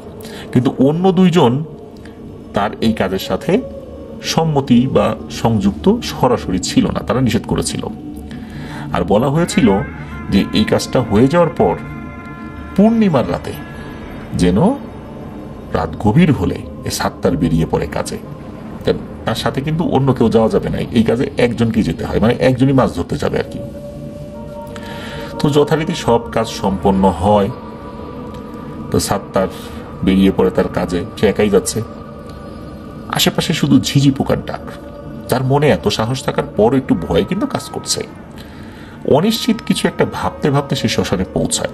চারদিকে স্তব্ধ পরিবেশের মাঝে মরা পোড়ানোর এক তিক্ত গন্ধ তার নাকে আসতে লাগলো। সে মনে মনে ভাবলো, আচ্ছা মরা তো পোড়ানো হয়েছে আরো 2 দিন আগে, তো ভালোভাবে তো পুড়েও গেছে, এত বিশ্রী গন্ধ কেন আসছে? এই 2 দিনের মধ্যে তো ওখানে অন্য কোনো মরা পোড়ানো হয় নাই। তো সে ওই চিতা যেখানে পোড়ানো হয়েছিল ওই ডেড বডিটা যত কাছে যায়, আর সেই গন্ধটা ততই ঝাঁঝালো হতে থাকে। অজান্তেই তার হাত পা কাঁপতে শুরু করলো। সে মূলত ওখানে গিয়েছে ওই যে সেই শরীর অংশটা আনার জন্য, যেটা পোড়ানো যায় না। সে তো কাছাকাছি যাচ্ছে, কিন্তু কেন যেন তার শরীরটা প্রচন্ডভাবে কাঁপতে শুরু করলো। মনে হচ্ছে তার হৃৎপিণ্ড যেভাবে ধুকধুক করছে, শরীরের হাড়গুলোও ওই হৃৎপিণ্ডের স্পন্দনের সাথে টক্কর দিয়ে কাঁপাকাঁপি শুরু করেছে। হৃৎপিণ্ডের বাইরে অংশে যদি হাড় না থাকতো বা আমাদের বডির এই খাঁচা না থাকতো, তাহলে হয়তো বা হৃৎপিণ্ড কাঁপতে কাঁপতে বের হয়ে আসতো যে কোনো সময়। এরকম একটা স্পন্দন তার হচ্ছিল। কিন্তু স্পন্দন হচ্ছিল ঠিক আছে, সে যে খুব ভয় পেয়েছে বিষয়টা এরকমও না। হঠাৎ একটা শেয়াল ডেকে ওঠে। শেয়াল কিন্তু একবার ডেকে থামে না, কিছুটা সময় ধরে ডাকে, কিন্তু হঠাৎ করে একটা ডাক দেওয়ার পরপরই শেয়াল থেমে যায়। তো হঠাৎ করে এরকম শেয়ালের ডাক দেওয়ার কারণে এই সাত্তার উনি চিৎকার দিয়ে উঠেছেন। তবে ওনার চিৎকারের পরে আর কোনো শেয়ালের ডাক উনি শোনেন নাই। ঝিঝি পোকার আওয়াজ কিন্তু তখন ছিল, কিন্তু হঠাৎ করে ঝিঝি পোকার আওয়াজটা আস্তে আস্তে ক্ষীণ হতে থাকে, একটা পর্যায়ে থেমেও যায় সেই আওয়াজ। ওখান থেকে শ্মশান, মানে উনি যেখান থেকে আসছেন শ্মশানটা তো বেশ খানিকটা দূরে, আর ওই শ্মশানের আশেপাশে কিন্তু কোনো ঘরবাড়ি নাই, ঘরবাড়ি কিন্তু শ্মশান থেকে অনেক দূরে। উনি যদি ভয়ে চিৎকার দেন বা এখানে কোনো প্রবলেমও হয়, সেই চিৎকারে কোনো লাভ হবে না। যেহেতু এত দূর চলেই আসছেন, এখন কাজ তো করতেই হবে। উনি কি করেছেন, ওই যে যেখানে ছাইটাই পড়ে আছে ওইখানে হাত দিয়ে নাড়াচাড়া শুরু করছে যে ওইখানে কিছু আছে কিনা, বা উনি যেটা খুঁজছেন সেটা আছে কিনা, কিন্তু না, খুঁজে পাওয়া যাচ্ছে না। অজানা এক আতঙ্কে তার শরীর কিন্তু ঘামতে থাকে। রাতের এই ঠান্ডা পরিবেশেও তার কপাল বেয়ে কিন্তু পানি পড়ছে। হাত ঘেমে যাওয়ার জন্য তার হাতে তো ভিজে গেছে, আর যে ছাইয়ের ভিতরে হাত নড়াচড়া করছেন তার হাতে কিন্তু ছাই লেগে যাচ্ছে। অনেক খোঁজাখুঁজি করছেন সে, কিন্তু না, সে তার কাঙ্ক্ষিত বস্তুটা পেল না। সিদ্ধান্ত নিল সে বাড়িতে ফেরত যাবে। হঠাৎ করে মনে হলো, আরে এই পাশে কি, এটা তো একটা কলস, নিশ্চয়ের মধ্যে কিছু একটা আছে। কলসটা খুব সুন্দর করে এক পাশে বসিয়ে রাখা। তখন বুঝতে পারলো এই কলসের মধ্যেই হয়তোবা রেখে গিয়েছে ওই জিনিসটা। তো এই যে সাত্তার ধীরে ধীরে সেটার কাছে গেল। সাত্তার সেটা কি করলো, একটু হাতে নিয়ে দেখলো যে না, খুব একটা ভারী না, একটু নাড়াচাড়া করলো, মনে হলো ওটার ভিতরে কিছু একটা আছে। তো ওটা কি করেছে, সাত্তার ওই উপর করেছে। উপর করার পরে ঠং করে একটা শব্দ হলো, মানে আড়াআড়িভাবে কোনো একটা জিনিস আটকে গেছে ভেতরে। তখন সাত্তার দেখতে পেল যে একটা হাড় ওর ভিতরে রাখা ছিল। যখন উপর করেছে আসলে কলসের মুখ তো সংকীর্ণ, ওখানে আটকে গেছে, একবারে বের হয়নি। আর ওইটার সাথে আর একটা জিনিস আটকে গেছে। তখন সাত্তার বুঝতে পারলো যে তার কাঙ্ক্ষিত জিনিস সে পেয়ে গেছে। সে ওই কলসের মধ্যে হাত দিয়ে ওই হাড় একটা জিনিস ধরেছে, আর হচ্ছে আর একটা জিনিস তার হাতে পড়েছে আর কি, নরম নরম লেগেছে। বুঝতে পারলো যে এটাই সেই জিনিস, যে জিনিসটা পোড়ানো সম্ভব হয়নি। সে ওইটা নিয়ে ওই কলস ওখানে রেখেই দিয়েছে এক ভৌ দৌড়। তখন কিন্তু রাতের 1/3 ভাগ শেষ। কোনো ধরনের কোনো ভৌতিক ঘটনা ছাড়াই সেখান থেকে সে বাড়িতে ফেরত আসে। আর সাধারণত এই ধরনের ঘটনাগুলোতে আমরা কি শুনি, যে ফেরত আসছে, পেছন থেকে অনেক পরিচিত জনের আওয়াজ, যে পরিচিত আওয়াজে ডাকছে, অথবা ভয়ঙ্কর আওয়াজে ডাকছে, বা বিভিন্ন ধরনের পশু পাখি ডাকছে। না, কোনো ধরনের কোনো ভৌতিক ঘটনাই ওখানে ঘটেনি। সে বাড়িতে ফেরত আসে। বাড়িতে এসেই সে গোসল করে একটা মশাল তৈরি করেছে। এত কষ্ট করে শ্মশান থেকে জিনিসটা নিয়ে আসলো, এটার কার্যকারিতা তো পরীক্ষা করতেই হবে, রাত পোহানোর মতো দেরি করা যাবে না। সে মশাল তৈরি করে একটা বর্ষা, মানে টেটা, এটা নিয়ে আর মাছ ধরার কিছু জিনিস নিয়ে সে বটতলা ঘাটের দিকে রওনা দিয়েছে। খুব কাছাকাছি ছিল বটতলা ঘাট। তো মাছ ধরার উদ্দেশ্য নিয়ে সে ওখানে গিয়েছে। ওখানে ওই ক্ষেত ছিল, তো ক্ষেতের মধ্যে হাঁটু পানির থেকেও কম পানি ছিল। তবে পানিটা এতটাই স্বচ্ছ ছিল যে কাদায় ধান গাছের কাটা গোড়া পর্যন্ত দেখা যাচ্ছিল, বা ধান গাছের যে গোছা সেটাও দেখা যাচ্ছিল। তো কিছুক্ষণ সে বর্ষা টর্ষা চালালো। আগের মতোই বড় কয়েকটা সরপুটি, শিং, ট্যাংরা এগুলো পেয়েছে, কিন্তু বড় কোনো মাছ পেল না। সাত্তার নিজেই বলতে লাগলো যে না রে, এই কবিরাজের তন্ত্রে মন্ত্রে কোনো কাজ হলো না। কালকে কবিরাজের কাছে গিয়ে মজা দেখাবো, যে তার কথা মতো এত কষ্ট করে কাজটা করলাম, এত ঝুঁকি নিয়ে গেলাম, অথচ কোনো কাজই হলো না। সেই আগের মতো সরপুরি, ট্যাংরা, শিং এগুলো পাচ্ছি। কি আর করা, আসছি যখন আজকের মতো আপাতত মাছ ধরি। হঠাৎ করে সে বড় একটা শব্দ শুনতে পেল। তো সাত্তার আশেপাশে ভালো করে পর্যবেক্ষণ করলো, কোনো শেয়াল বা অন্য কোনো কিছু পানিতে লাফ দেয়নি তো। তাহলে আওয়াজটা কিসের হলো? তাহলে কি বড় কোনো মাছ? সাত্তার কি করলো, সে মশাল নিয়ে সামনের দিকে এগোতে থাকে। সামনের দিকে আগানোর পর সে দেখে 14 থেকে 15 কেজি ওজনের বিশাল এক বোয়াল নড়াচড়া করছে। ধান ক্ষেতের এক পাশে হাঁটু পরিমাণ পানি আছে, এমন একটা নালা। তো এরকম একটা নালায় এই বোয়াল মাছটা রয়েছে, হয়তোবা অল্প পানিতে আটকা পড়েছে।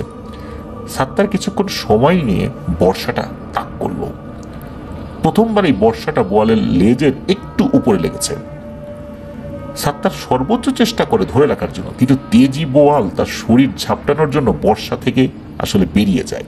আহতও হয়েছে বোয়ালটা। আশেপাশে স্বচ্ছ পানি নিমেষেই ঘোলা হয়ে যায়। সাত্তার আশেপাশে ওই বোয়ালটা মশাল নিয়ে খুঁজতে থাকে। লেজে আঘাত পাওয়ায় বোয়ালের শরীর থেকে তো রক্ত বেরিয়েছিল, কিছু কিছু জায়গায় রক্ত রয়েছে, এটা দেখে কিন্তু বোঝা যাচ্ছিল বলটা কোন দিকে গেছে। আর আহত হওয়ার কারণে বলটা আসলে খুব বেশি দূর যেতেও পারেনি। একটা লম্বা তাল গাছের গোড়ায় কিছুটা পানি রয়েছে একটু নিচের দিকে, ওই জায়গাতে বোয়ালটাকে দেখতে পায়। এবার কিন্তু সে নিখুঁতভাবে বর্ষাটা তাক করে এবং ছুঁড়েও মারে। এবার কিন্তু বোয়ালের মাঝ বরাবর গিয়ে বর্ষাটা লেগেছে। আর লাগার পর বোয়াল তো সর্বশক্তি দিয়ে ছোটার চেষ্টা করবেই, কিন্তু সাত্তার কি করেছে, ওটাকে বিধিয়েই রেখেছে, চাপ দিয়ে ধরে রেখেছে। তো একটা পর্যায়ে বোয়াল মারা যায় স্বাভাবিকভাবেই। তখন ওই বোয়ালটাকে দড়ি দিয়ে ওই মুখের কাছে শক্ত করে বেঁধে সাত্তার পানির উপরে তুলে নিয়ে আসে। সাত্তারও বেশ ক্লান্ত হয়ে গেছে। সে বোয়ালটাকে কাঁধে নিয়ে বাড়ির দিকে রওনা দিতে যাবে, ঠিক সেই সময়ই রাস্তার এক কোণা থেকে একজন ডাক দিয়ে ওঠে, কি রে সাত্তার, কই যাস? এটা শোনার পর সাত্তার পিছন দিকে তাকালো। অথচ তার বিন্দু মাত্র ওই সময় মনে আসে নাই যে এত রাত্রে এখানে তো কারো অস্তিত্ব থাকার কথা না। তো সাত্তার দেখে একটা লোক আলখেল্লা জাতীয় কিছু একটা পরে আছে, পা পর্যন্ত ঢাকা, কাপড়টা সাদাও না, আবার অন্য কি কালার মনে হচ্ছে, কালো, হয়তো ডিফারেন্ট কালার হতে পারে, কিন্তু রাত্রেবেলা কালো মনে হচ্ছে। তো ওই যে বললো যে কিরে সাত্তার, কোথায় যাস? তো সাত্তার আবার বলে ওঠে, হ্যাঁ আমি সাত্তার। তো এত রাত্রে বাবু তুমি এখানে কি করো? আমাকে ডাকাডাকি করছো কেন? তোমার গলা তো শুনে মনে হচ্ছে যে তুমি আমার পরিচিত না, তুমি এই গ্রামেরও না। তোমার বাড়ি কই? তো এ কথা বলছে, বলার পর কোনো উত্তর আসে না। তো এ কথা বলার পর সাত্তার আবার সে যখনই বাড়ির দিকে রওনা শুরু করবে, হঠাৎ করে দেখে মানে তার সামনে ওই অভাবটা দাঁড়িয়ে আছে, তার থেকে সর্বোচ্চ 10 হাত সামনে। ওই অবরটা তার থেকে কিন্তু বেশ খানিকটা দূরে ছিল, মানে অপোজিট ডিরেকশনে ছিল। যখন ঘুরে তার বাড়ির দিকে রওনা দিয়েছে, কারণ ডাক্তার ছিল পেছন দিক থেকে, মানে তাল গাছের ওই দিকটা থেকে। তো সে যখন তার বাড়ির দিকে রওনা দিয়েছে, তখনই কিন্তু হঠাৎ করে সামনে চলে আসছে। আর এত অল্প সময়ের মধ্যে এই জিনিসটা কিভাবে তার সামনে চলে আসলো, সাত্তার হঠাৎ করে জিনিসটা দেখে কিন্তু কিছুটা পেছন দিকে সরে যাওয়ার চেষ্টা করেছিল। অনেক সময় আমরা ভয় পেয়ে কিছুটা পেছন দিকে সরে যাই না, ঠিক এমনটা। আর এইভাবে পেছন দিকে সরে যেতে গিয়ে সাত্তার পানিতে পড়ে গেছে। সাত্তার ভেবে পাচ্ছে না যে ঘাড় ঘোরানোর ওই সময়টুকুতে একটা লোক কিভাবে রাস্তা থেকে 3-4টা ধান ক্ষেত পার করে তার কাছে এসে পড়বে। সে লোকটার পায়ের কাছে তাকালো, কিন্তু আলখেল্লার কারণে পা দেখা যাচ্ছে না, চেহারাটা কাপড় দিয়ে ঢাকা। আবার সাত্তার আশেপাশে বিশ্রী আর তিক্ত গন্ধ অনুভব করতে লাগলো। এরই মধ্যে সাত্তার উঠে দাঁড়ায়। তো উঠে দাঁড়ানোর পর ওই তিক্ত গন্ধের কারণে সাত্তার তো বমি আসার মতো অবস্থা। সাত্তার বুঝতে আসলে আর তার বাকি থাকে না, তার সাথে খারাপ একটা কিছু হতে যাচ্ছে। তো লোকটা আবার বলছে, কি রে সাত্তার, ভয় পেয়েছিস আমাকে দেখে? তো এটা যখন বললো, এটা শোনার পর আসলে সাত্তার বুঝতে পারছে এটা কি মানুষ না মানুষ না। মনে হচ্ছে মানুষ, আবার মনে হচ্ছে মানুষ না। কেউ তাকে ভয় দেখাচ্ছে নাকি? এমন তো হতে পারে দুষ্টু বাচ্চারা ভয় দেখাচ্ছে, এমনও হতে পারে তার 2 বন্ধু ভয় দেখাচ্ছে, তারা জানতো যে সে এখানে আসবে, মজা করতেই পারে বন্ধু বান্ধব। হতে পারে এক বন্ধু ওখানে ছিল আর এক বন্ধু পিছনে ছিল, একবার ডাক দিয়ে ও সরে গেছে আর একটা পিছনে চলে আসছে। তো আসলে উনি কনফিউজড হয়ে গেছেন আসলে ব্যাপারটা কি হচ্ছে। তো ওই যে ওই লোকটা যখন বললো, কি রে সাত্তার, ভয় পেয়েছিস? তো সাত্তার তো আসলে এই কণ্ঠটা চেনে না, তার বন্ধুরা কণ্ঠ চেঞ্জ করে বলতে পারে। যাই হোক, সাত্তার তো কনফিউজ, তো আসলে বুঝতে পারছিলেন না। তো সাত্তার জবাব দেওয়ার আগেই আর একটা প্রশ্ন করে, যে রে সাত্তার, তোর কাঁধে কি রে, বোয়াল নাকি? সাত্তার এবার মনে সাহস নিয়ে বলল, হ্যাঁ বেশ বড় একটা বোয়াল। আর ভয় পাবো কেন আপনাকে দেখে? হাতে বর্ষা আছে না? তখন ওই একটা বিশ্রী হাসি দিল এবং বলল, অনেকদিন হলো কোনো বোয়াল খাই না রে, বোয়ালটা আমায় দিয়ে দে। সাত্তার বলল, না হে বাপু, তোমাকে বোয়াল দিতে পারবো না। কালকে আমার বাড়িতে রান্না হবে, তোমার নিমন্ত্রণ থাকলো, এসে খেয়ে যেও।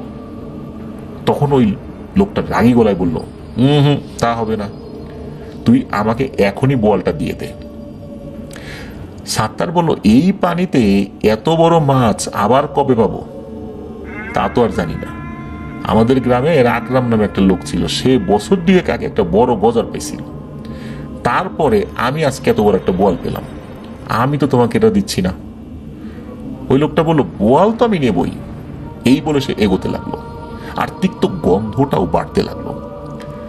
সাত্তার সে বলল, আর 1 পা এগোলে কিন্তু বর্ষা দিয়ে তোর বুক ফুটো করে দেবো, খবরদার সামনে যাবি না। এই কথা বলার পর ওই লোকটা সাত্তারের উপর আক্রমণ করে বসলো। শুরু হয়ে গেল ধস্তাধস্তি। আসলে বর্ষাটা তার দিকে নিক্ষেপ করার আসলে সময় সুযোগ পায়নি। তো সাত্তার যখন অনুভব করলো যে লোকটা তাকে ধরেছে, ওই লোকটার শরীর প্রচন্ড ঠান্ডা।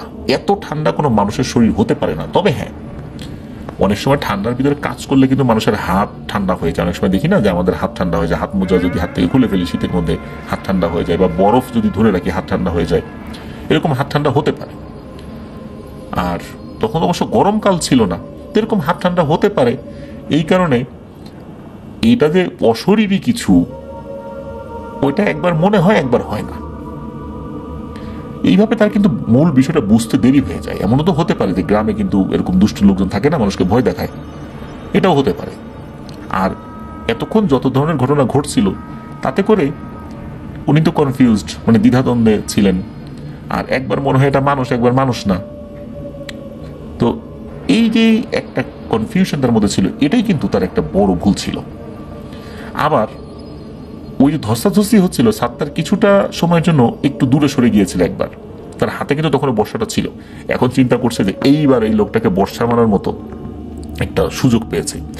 কিন্তু এখানে একটা সমস্যা আছে, এটা যদি সত্যি মানুষ হয়, এখন যদি এর বুকে আমি বর্ষা মারি, তাহলে তো কেস টেস হয়ে যাবে, জেলখানায় যেতে হবে। এই জন্য 1-2 সেকেন্ডের মধ্যেই সিদ্ধান্ত নিয়ে এই সাত্তার কি করেছে, ওই লোকটার পা বরাবর তাক করেছে। যে পায়ে মারলে তো সমস্যা নাই, এমনি বিচার সালিশ হবে, বোঝা যাবে যে কে আমার উপর আক্রমণ করতে আসছিল। কিন্তু বুকে মারলে তো, মেরে ফেললে তো অন্যরকম ঘটনা ঘটবে। তো উনি কি করেছেন, পায়ের দিকে তাক করে পায়েই মেরেছেন। যখনই পায়ের দিকে বর্ষা মেরেছেন, বর্ষাটা গিয়ে ওই লোকটার পায়ের দিকে লাগেও। আর তখনই ওই লোকটা ভয়ঙ্কর একটা চিৎকার দিয়ে ওঠে, বিকট এক চিৎকার দিয়ে ওই লোকটা বলে ওঠে, এটা তুই কি করলি? আর যখন বলছে এটা তুই কি করলি, তখনই সাত্তার ভয় পেয়ে, আর ওই যে বিকট চিৎকারের কারণে সেও আরেকটু ভয় পেয়ে গেছিল। তারপর যখন বলছে এটা তুই কি করলি, তখন আরেকটু ভয় পেয়ে উনি পেছন দিকে সরতে গিয়ে পানির মধ্যে পড়ে গেছে। আর এতক্ষণ ঝাপটাঝাপটি করলেও তার এক হাতে কিন্তু ওই মশালটা কোনোভাবে ধরে রেখেছিলেন, কিন্তু এবার ওই মশালটা পানিতে পড়ে নিভে যায়। আর ওই লোকটা গোঙানির সুরে বলতে লাগলো, তুই প্রচন্ড ভুল একটা কাজ করলি। তুই এই সামান্য বলের জন্য আমাকে ব্যথা দিলি, তুই জানিস না আমি কে। তুই আমার বাম পায়ে আঘাত করলি, আজ থেকে তোর বাম পায়ে তুই আর চলতে পারবি না। আর মনে রাখিস, এই বোয়াল হয়ে এসেই আমি তোকে একদিন নিয়ে যাব। এই বলেই লোকটা উধাও হয়ে যায়। এবার সাত্তার বুঝতে পারে যে আসলে সে কি করেছে। এতক্ষণ কেন সে দ্বিধাদ্বন্দ্বে ছিল, কেন সে বলটা দিয়ে দিল না এই ঝামেলা এড়ানোর জন্য? সে তো কোন একটা পিশাচকে আঘাত করেছে, এখন কি হবে? তো যাই হোক, যা হওয়ার তো হয়ে গেছে। সে উঠে বাড়ির দিকে যাওয়া শুরু করে। হঠাৎ করে সে ফিল করে যে তার বাম পা দিয়ে প্রচুর রক্তক্ষরণ হচ্ছে। তার বাম পায়ে তো ওরকম আঘাত লাগে নাই, রক্ত কোথা থেকে আসছে? সে ওখান থেকে জোরে জোরে চিৎকার দিয়ে মানুষকে ডাকতে লাগলো, কেউ আছো, সাহায্য করো। কিন্তু আশেপাশে তার শব্দের, মানে নিজের শব্দের প্রতিধ্বনি ছাড়া কোনো কিছুই তার কাছে ফেরত আসলো না। আর এত রাতে কারো জেগে থাকার কথাও না। এদিকে তার পা দিয়ে রক্তক্ষরণ হচ্ছে। নিজের শরীরের কাপড় ছিঁড়ে কোনো মতে সে ক্ষত জায়গা বেঁধে অনেক কষ্ট করে সে দাঁড়াতে পারে। সে বুঝতে পারছে না যে এর মধ্যে কি হয়ে গেল, সবকিছু যেন গুলিয়ে যাচ্ছে। কে এসেছিল, কে চলে গেল। অনেক কষ্টে সে বাড়িতে ফিরল। বাড়িতে এসেই সাত্তার ডাকাডাকি শুরু করলো। কিছুক্ষণের মধ্যেই বাড়িতে অনেক লোক জড়ো হলো। সাত্তার এলাকার মধ্যে সাহসী বলে পরিচিত। এখন সে সবাইকে এই ঘটনা বলবে নাকি এড়িয়ে যাবে তা নিয়ে তো চিন্তায় পড়ে গেছে। সাত্তার বলল যেহেতু সে প্রাণে বেঁচে গেছে, তাই সে এই ঘটনা প্রকাশ করবে না। মানে সাত্তার মনে মনে বলল আর কি, কিন্তু মানুষকে তো কিছু একটা বলতে হবে। এখন সাত্তার বলল যে এই যে দেখো কত বড় একটা বোয়াল নিয়ে আসছি, তো এই বোয়ালকে বর্ষা বিধানোর সময় একটু আনমনা ছিলাম, আমার পায়ে লেগে গেছে। তা সবাই ব্যাপারটা সহজভাবেই নিয়েছে। এটা নিয়ে কিন্তু আর কোনো চিন্তা ভাবনা কেউ করেনি। কারণ এই বিষয়টা যদি বলতে চায়, তাহলে এটা নিয়ে যদি মানুষজন অনুসন্ধান শুরু করে, অনুসন্ধান করতে করতে ওই যে একটা শ্মশানে গিয়ে সে একটা অপকর্ম করে আসছে, এটা তো সামনে চলে আসবে। তখন তো ওই হিন্দু সম্প্রদায়ের লোকেরা খুব মনক্ষুণ্ণ হবেন, বিচার সালিশ হবে, কেন সে এই কাজটা করলো, তো সামাজিকভাবে তাকে বয়কট করা হতে পারে, মানে অনেক কিছু কিন্তু সে চিন্তা করে বিষয়টা এড়িয়ে গিয়েছিল। তো যাই হোক, লোকজন তো সহজভাবে সবকিছু বুঝে চলে গেছে। তো এদিকে তার বন্ধু মোর্শেদ এবং এই যে আঙ্কেল যার বাবা আর কি, তার দুই বন্ধু আর কি সাত্তারের, এরা দুইজন তো আসে। এরা দুজন এসে বলতেছে আমাদের 3 বন্ধুদের মাঝখানে যদি কারো হাত বা নিশানা সবচেয়ে পাকা থাকে সেটা হলো তুই। তোর নিশানা ভুল হবে, আর নিশানা ভুল হয়ে তোর পায়ে বিঁধবে। এই বেটা তুই ট্যাটা মারবি সামনে, ট্যাটা তোর পায়ে বিঁধলো কিভাবে? আর তুই না শ্মশানে যাবি, তো তুই আবার মাছ ধরতে গেছিলি। তখন ওই সাত্তার বিরক্ত সুরে বললো আর কি, আরে না রে, ওই এমনিতেই আর কি হয়ে গেছে, ভুল হয় না, হাত থেকে অনেক সময় ছুটে পড়ে গেছে, আর শ্মশানে যাইনি, মানে সেই বিষয়টা এড়িয়ে যায়। তবে উনি ওই সময় যখন বলছিলেন খুব ঘেমে যাচ্ছিলেন, বন্ধুদের কাছে মিথ্যা কথা বলছেন, এটা তো ঠিক হচ্ছে না, চিন্তা করছেন, কিন্তু তারপরেও ওই সময়ের প্রেক্ষাপটে উনি সত্য কথা বলেনও নেই। এদিকে তার স্ত্রী তো বাড়িতে ছিল না, কয়েকদিন পর আসার কথা ছিল, খবর হয়ে যায় যে তার স্বামী আহত হয়েছে। উনি তো দ্রুত চলে আসছেন, নিজের স্ত্রীর কাছে উনি ব্যাপারটা বলেন নেই। ওই দিন দুপুর বেলা সেই কবিরাজ তার বাড়িতে আসছিল। কবিরাজের মুখে চিন্তার ছাপ। ওই কবিরাজ সাত্তারকে বলল, আচ্ছা সাত্তার, তুমি কি কালকে শ্মশানে গিয়েছিলে? আর তোমার এই অবস্থা কি কারণে হয়েছে আমাকে বলো তো। সাত্তার একটা কথারও সঠিক উত্তর দেয়নি। এদিকে তার মনে একটা ভয় কুড়ে কুড়ে খাচ্ছে, সেটা হচ্ছে যে তার সাহসের সুনাম চারদিকে আছে। এখন যদি সত্য কথা বলি তাহলে তো মানুষ টিটকারি করবে। এখন নিজের সাহসের সুনাম টিকানোর জন্য অনবরত মিথ্যা কথা বলেই যাচ্ছে। এখন কবিরাজ বলছেন যে আমি যে জিনটা শ্মশানে পাঠিয়েছিলাম তোমাকে রক্ষা করার জন্য, ওই জিনটার ফেরত আসেনি। অন্য জিন দিয়েও খবর নেওয়া যাচ্ছে না যদি কোনো অঘটন হয়ে যায়। এই জন্য তোমার বাড়িতে আসলাম যে আসলে ঘটনাটা কি বলতো, তাহলে আমি কিছুটা হলে বুঝতে পারবো। তো তুমি তো মনে হচ্ছে সত্যি কোথাও বলো নাই আমার কাছে। যাই হোক, আমি আমার বাড়িতে চলে যাই। এই বলে কবিরাজ বাড়িতে চলে যায়।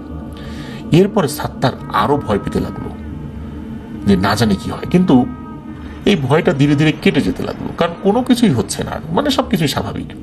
এইভাবে প্রায় মাস 2 চলেও গেল, কোনো অঘটনও ঘটলো না। তার পাও সুস্থ হয়ে গেল, কিন্তু সাত্তার ঠিক করে হাঁটতে পারতো না, একটু খোঁড়ায় হাঁটতো আর কি, মানে খোঁড়া করে হাঁটতে হতো আর কি তাকে। একদিন হয় কি, সকালবেলা সাত্তারের স্ত্রী সাত্তারকে বলছে যে দেখো, আমি রাত্রে একটা স্বপ্ন দেখছি। স্বপ্নটা এরকম যে তুমি নৌকা নিয়ে যাচ্ছ, একটা বড় বোয়াল তোমাকে খাওয়ার জন্য আসতেছে। এত বড় হা করছে, মনে হচ্ছে যে নৌকা সহ তুমি সহ তার মুখের মধ্যে ঢুকে যাবা। সাত্তার প্রথম বিষয়টা পাত্তা দেয় না, আরে ও কিছু না, তুমি দুঃস্বপ্ন দেখছো। কিন্তু টানা কয়েকদিন তার স্ত্রী একই স্বপ্ন দেখে এবং সেই বিষয়টা সাত্তারকে বলে। এরপর সাত্তারের মনে ভয়ের সঞ্চার হয়।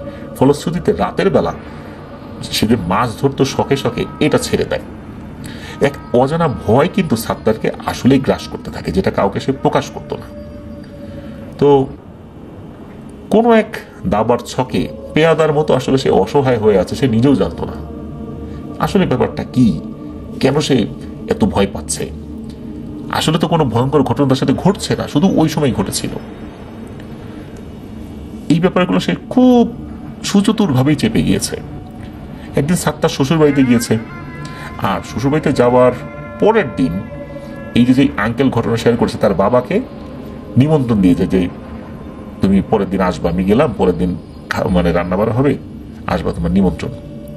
এদিকে ওই আঙ্কেলের বাবা তো পরের দিন সাত্তারের বাড়ি শ্বশুর বাড়িতে গিয়েছে আর কি, যেহেতু দাওয়াত ছিল। তো দুপুরবেলা এই আঙ্কেলের বাবা এবং সাত্তার একটা কাঁঠাল গাছতলায় বসে কথা বলছিল। হঠাৎ তারা দূর থেকে মোর্শেদ, আরেকজন বন্ধু যে সাত্তারের, মোর্শেদের মতো কেউ একজন এগিয়ে আসছে, এটা তাদের মনে হয়। কিছুক্ষণ পরে মনে হয় এটা মোর্শেদই। তো মোর্শেদ তাদের কাছে আসে। তো সকালে আসার পরে মোর্শেদ বলছে, সকালে তো বাড়িতে আসছি, শুনলাম যে তোমার শ্বশুর বাড়িতে নিমন্ত্রণ জানাইছো। তো একজন তো চলে আসছে, আমি নিমন্ত্রণ পেয়ে দ্রুত চলে আসলাম। আর শুনতে পাইলাম যে তুমি আস্তে আস্তে অসুস্থ হয়ে যাচ্ছ, এরকম বলছে আর কি। এখন এটা তো বলবেই। সাত্তার বলে, আরে না, তেমন কিছু না, আসলে শরীরে হয়তো অসুখ টসুখ করছে, এই জন্য আর কি।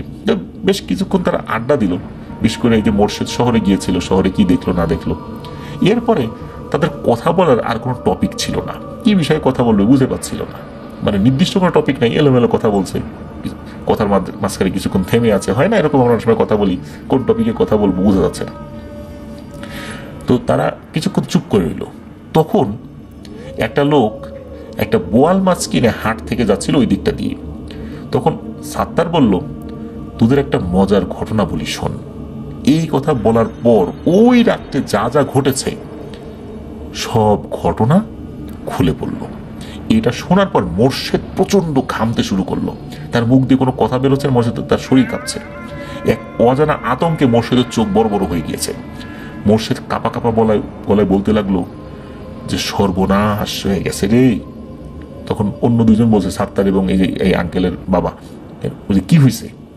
তখন বলতেছে যে তোকে বোয়াল হয়ে এসে নিয়ে যাবে। আরে তোর শ্বশুর বাড়িতে আসার সময় আমি মিষ্টি নিয়ে আসবো চিন্তা করলাম, এখন দেখি মিষ্টির দোকান বন্ধ, এখন খালি হাতে আসি কিভাবে, যেহেতু একটা কাজ টাজ পাইছি। বিষয়টা কেমন দেখায় না? তখন রাস্তা একটা লোকের সাথে দেখা, দেখি বড় সাইজের একটা বোয়াল মাছ, 8 থেকে 9 কেজি হবে আর কি। তো আমাকে খুব সস্তায় দিয়ে দিল। তো ওইটা নিয়ে তোর শ্বশুর বাড়িতে আসলাম, আসার সময় তোর শ্বশুর বাড়িতে যখন গেছি বললো যে তোরা এখানে, তখন ওইটা ওখানে রেখে তারপর এখানে আসছি। আর এমনিতেই তো বল তোর পছন্দের মাছ, এটা নিয়ে আসছি। এই কথা শোনার সাথে সাথেই সাত্তার এবং এই যে আঙ্কেলের বাবা, তারাও প্রচন্ড ভয় পেতে থাকেন। আসলে কি সাত্তারের সেই কঠিন সময় ঘনিয়ে এলো? না হলে মোর্শেদ কেন মাছ নিয়ে আসবে, তাও বোয়াল মাছ, তাও এক অজানা লোক এত সস্তায় 8-9 কেজি বোয়াল দিয়ে দিল পানির দামে, এটা কি কারণে? তখন কি করেছে এই 3 জনই? প্রচন্ড ভয় তো পেয়েছেনই, এদিকে সাত্তারের মুখ দিয়ে কথা বেরোচ্ছে না।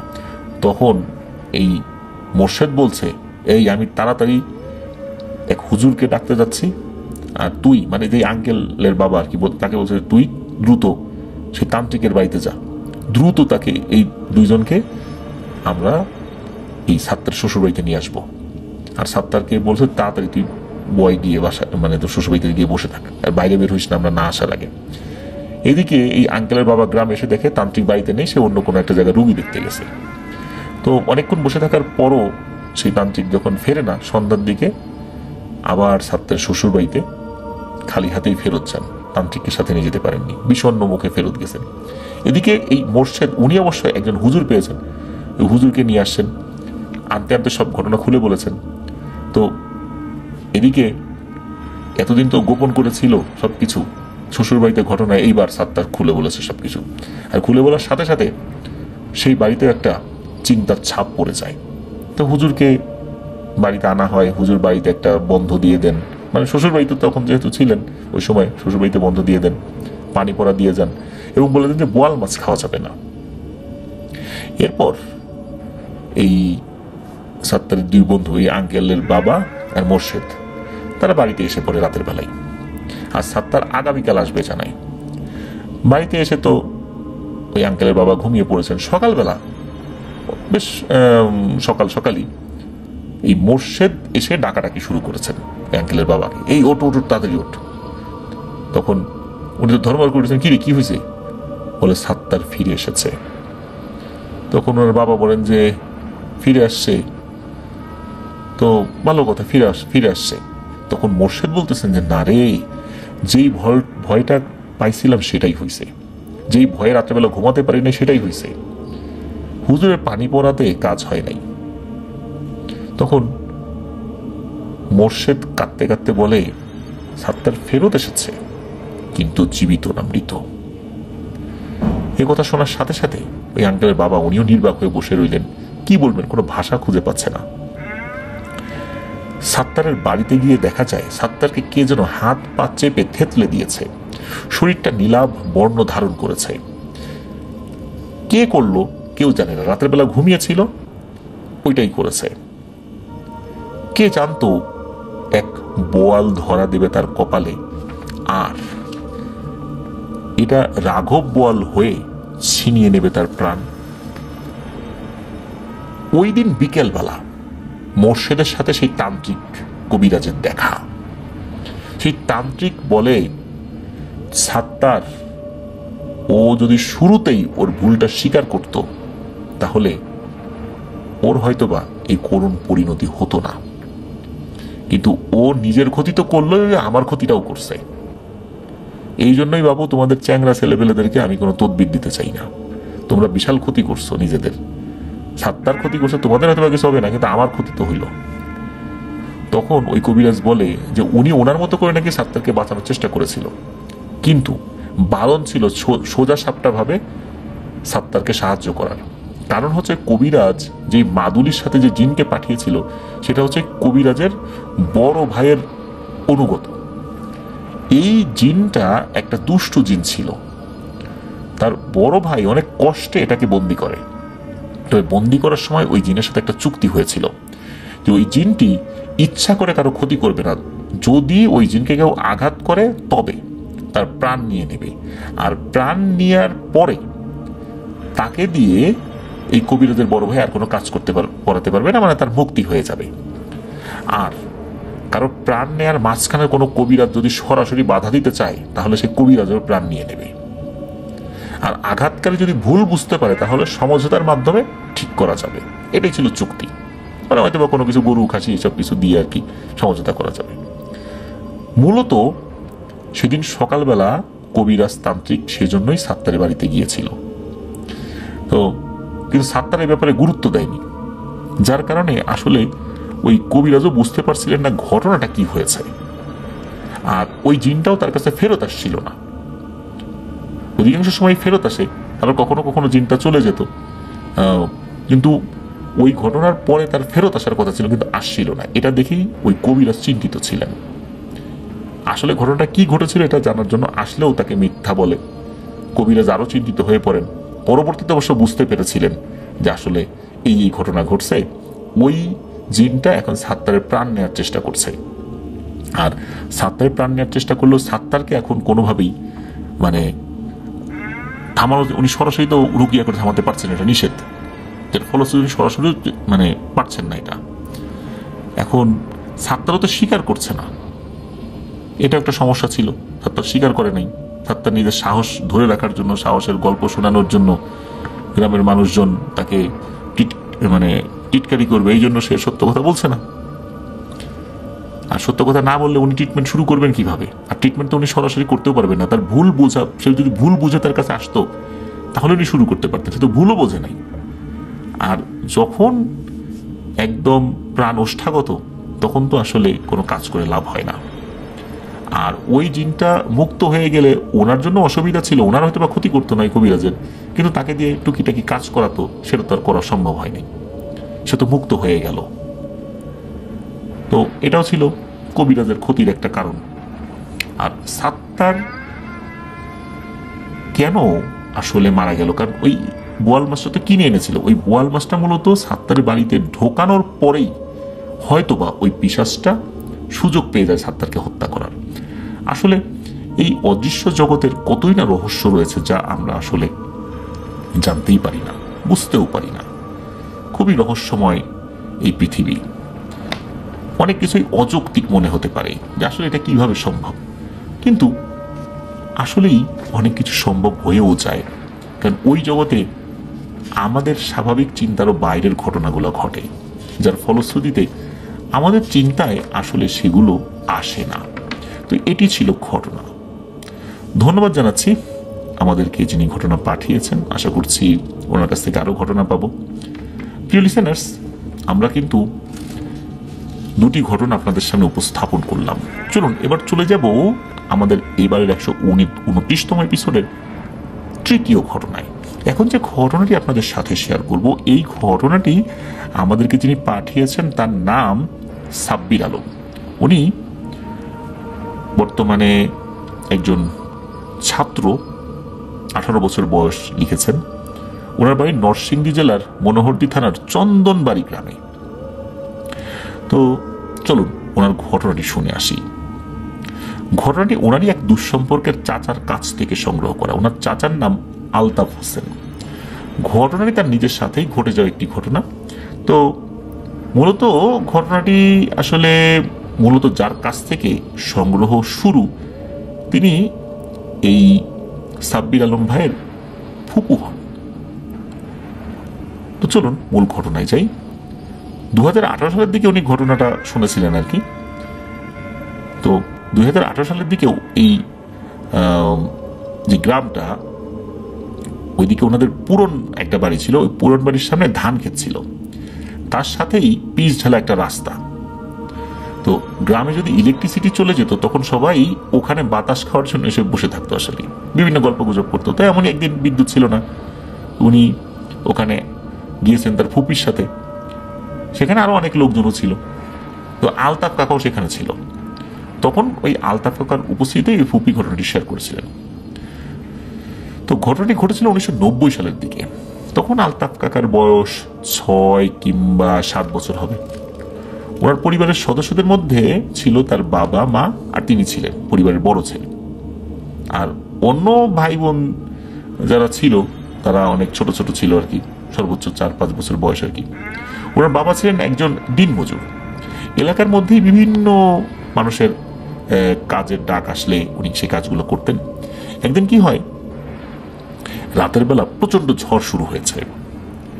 আর তাদের ঘরের বেড়া ছিল হলো আখের পাতা দিয়ে বানানো। তো ঝড় শুরু হচ্ছে, মনে হচ্ছে ঘরও ভেঙে যাবে। এরই মধ্যে কি হয়েছে, এই আলতাফ কাকা উনি বলে ওঠেন উনি ওয়াশরুমে যাবেন। তার বাবাকে বলছেন যে ওয়াশরুমে নিয়ে যাও আমাকে। কারণ গ্রামের বাড়ি ঘরগুলোতে তো ওয়াশরুম ঘরের বাইরেই থাকে, এটা তো আমরা সবাই জানি। বিশেষ করে এখন আরেক উন্নত হচ্ছে, কিন্তু এখনো আবার অনেকের বাড়িতে এরকমই।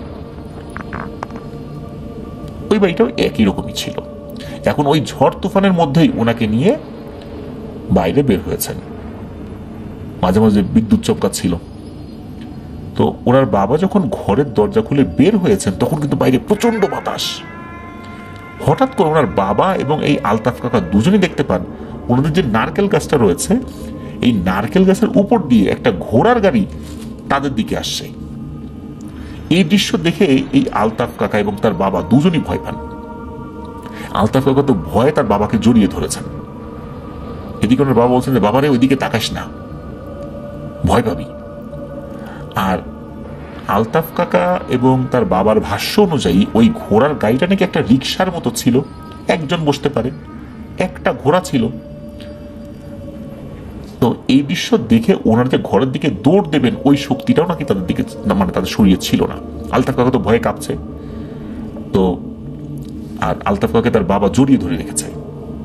ওই ঘোড়ার গাড়িতে নাকি একটা অবয়ব বসা ছিল, যার পরনে ছিল সোনালি একটা আলখেল্লা, মাথা একটা মুকুটের মতো ছিল, কিন্তু চেহারা বোঝা যাচ্ছিল না। ওই ঘোড়ার গাড়িটা শূন্যে ভেসে এসে নারকেল গাছের উপরে বসে একটা আগুনের গোলায় রূপান্তরিত হয়। এরপর ওই আগুনের গোলাটা এই আলতাফ কাকা এবং তার বাবার মাথার উপর দিয়ে কয়েকবার চক্কর দেয়। এটা দেখে ওনারা সহ্য করতে পারেন নাই, এক চিৎকার দিয়ে এই আলতাফ কাকাকে নিয়ে আলতাফ কাকার বাবা ঘরের ভিতরে চলে আসেন। কোন রকমে চলে এসেছিলেন আর কি। তো অজ্ঞান হন নাই ওখানে আল্লাহর রহমতে। এদিকে আলতাফ কাকার আম্মা তো ঘুম থেকে উঠে গিয়েছেন, বলে কি হয়েছে কি হয়েছে। তখন এই আলতাফ কাকার বাবা তার স্ত্রীকে সব কথা খুলে বলেন আর কি। তখন আলতাফ কাকার আম্মা বলেন যে ঠিক আছে, এই ওর কাকির তো ঝাড়ফুঁক জানা আছে, মানে আলতাফ কাকার বাবার বোন আর কি। তো সকালবেলা তাকে একটু ঝাড়ফুঁক করে দিব না আর কি। তো ওই রাতের মতো ওনারা ঘুমিয়ে যান আর কি। পরদিন সকালবেলা এই আলতাফ কাকা এবং তার বাবার অনেক জ্বর। তো জ্বর থাকার পরও যেহেতু উনি দিনমজুর ছিলেন, একদিন কাজে না গেলে তো আসলে বাড়িতে আহার জুটবে না, উনি ওই জ্বর নিয়েই কাজে গিয়েছিলেন। তাকেও ঝাড়ফুঁক করানো হয়, তার বোন ঝাড়ফুঁক করে, পানি পোড়াও খাওয়ানো হয়। কিন্তু 3 দিনের মাথায় আলতাফ কাকার বাবা আল্লাহর ডাকে সাড়া দিয়ে চলে যান। আলতাফ কাকার যদিও বা কিছু হয়নি, উনি ভয় পেয়েছিলেন জ্বর আসছিল, ঝাড়ফুঁক করলে আল্লাহর রহমতে উনি ঠিক হয়ে যান। আলতাফ কাকা উনি বিয়ে শাদী করেছেন, ওনার স্ত্রী বাচ্চা কাচ্চা রয়েছেন। আলতাফ কাকা বর্তমানে সৌদি আরবে রয়েছেন। আর এখনো উনি ওই রাত্রের ঘটনার জন্য খুব আফসোস করেন, নিজেকে দোষী ভাবেন যে ওই রাত্রে উনি ওয়াশরুমে যাওয়ার কথা না বললে তো ওনার বাবা বের হতেন না। আর উনি তো ইচ্ছা করে বলেননি, কারণ ওয়াশরুমে যাওয়ার চাপ আসলে আসলে তো বাইরে যেতেই হবে। তো উনি বলেন যে ইস, কেন যে আমি বাবাকে নিয়ে বাইরে বের হলাম। আর ওই জিনিসটা যে কি এটাও কিন্তু আর জানা যায় নাই। যেরকম একটা ঘোড়ার গাড়ির মতো অবয়ব, অনেক সময় আমরা দেখি যে এই ধরনের গাড়ি দেখি যে শুধু একজন বসতে পারে, ধরেন একটা রিক্সা, রিক্সার সামনের যে অংশ প্যাডেল থাকে ওইটা নাই, ওইখানে একটা ঘোড়া রয়েছে আর একজন লোক বসে আছে মাথায় মুকুট পরা সোনালী আলখেল্লা, যিনি ওই ঘোড়াটাকে চালাচ্ছেন। মূলত এটা ভয়ের কারণেই হয়েছিল, ভয়ের কারণেই, মানে এতটা ভয় পেয়েছিলেন যে ওনারা আর সহ্য করতে পারেনি। যদি ওই অবয়বটা আর বড় ধরনের ক্ষতি করতই তাহলে আলতাফ কাকাকেও ক্ষতি করতেন, কিন্তু আলতাফ কাকাকে কিন্তু আর কোনো ক্ষতি করেনি সে। মূলত এতটাই ভয় পেয়েছেন যে আলতাফ কাকার বাবা মারা গিয়েছিলেন।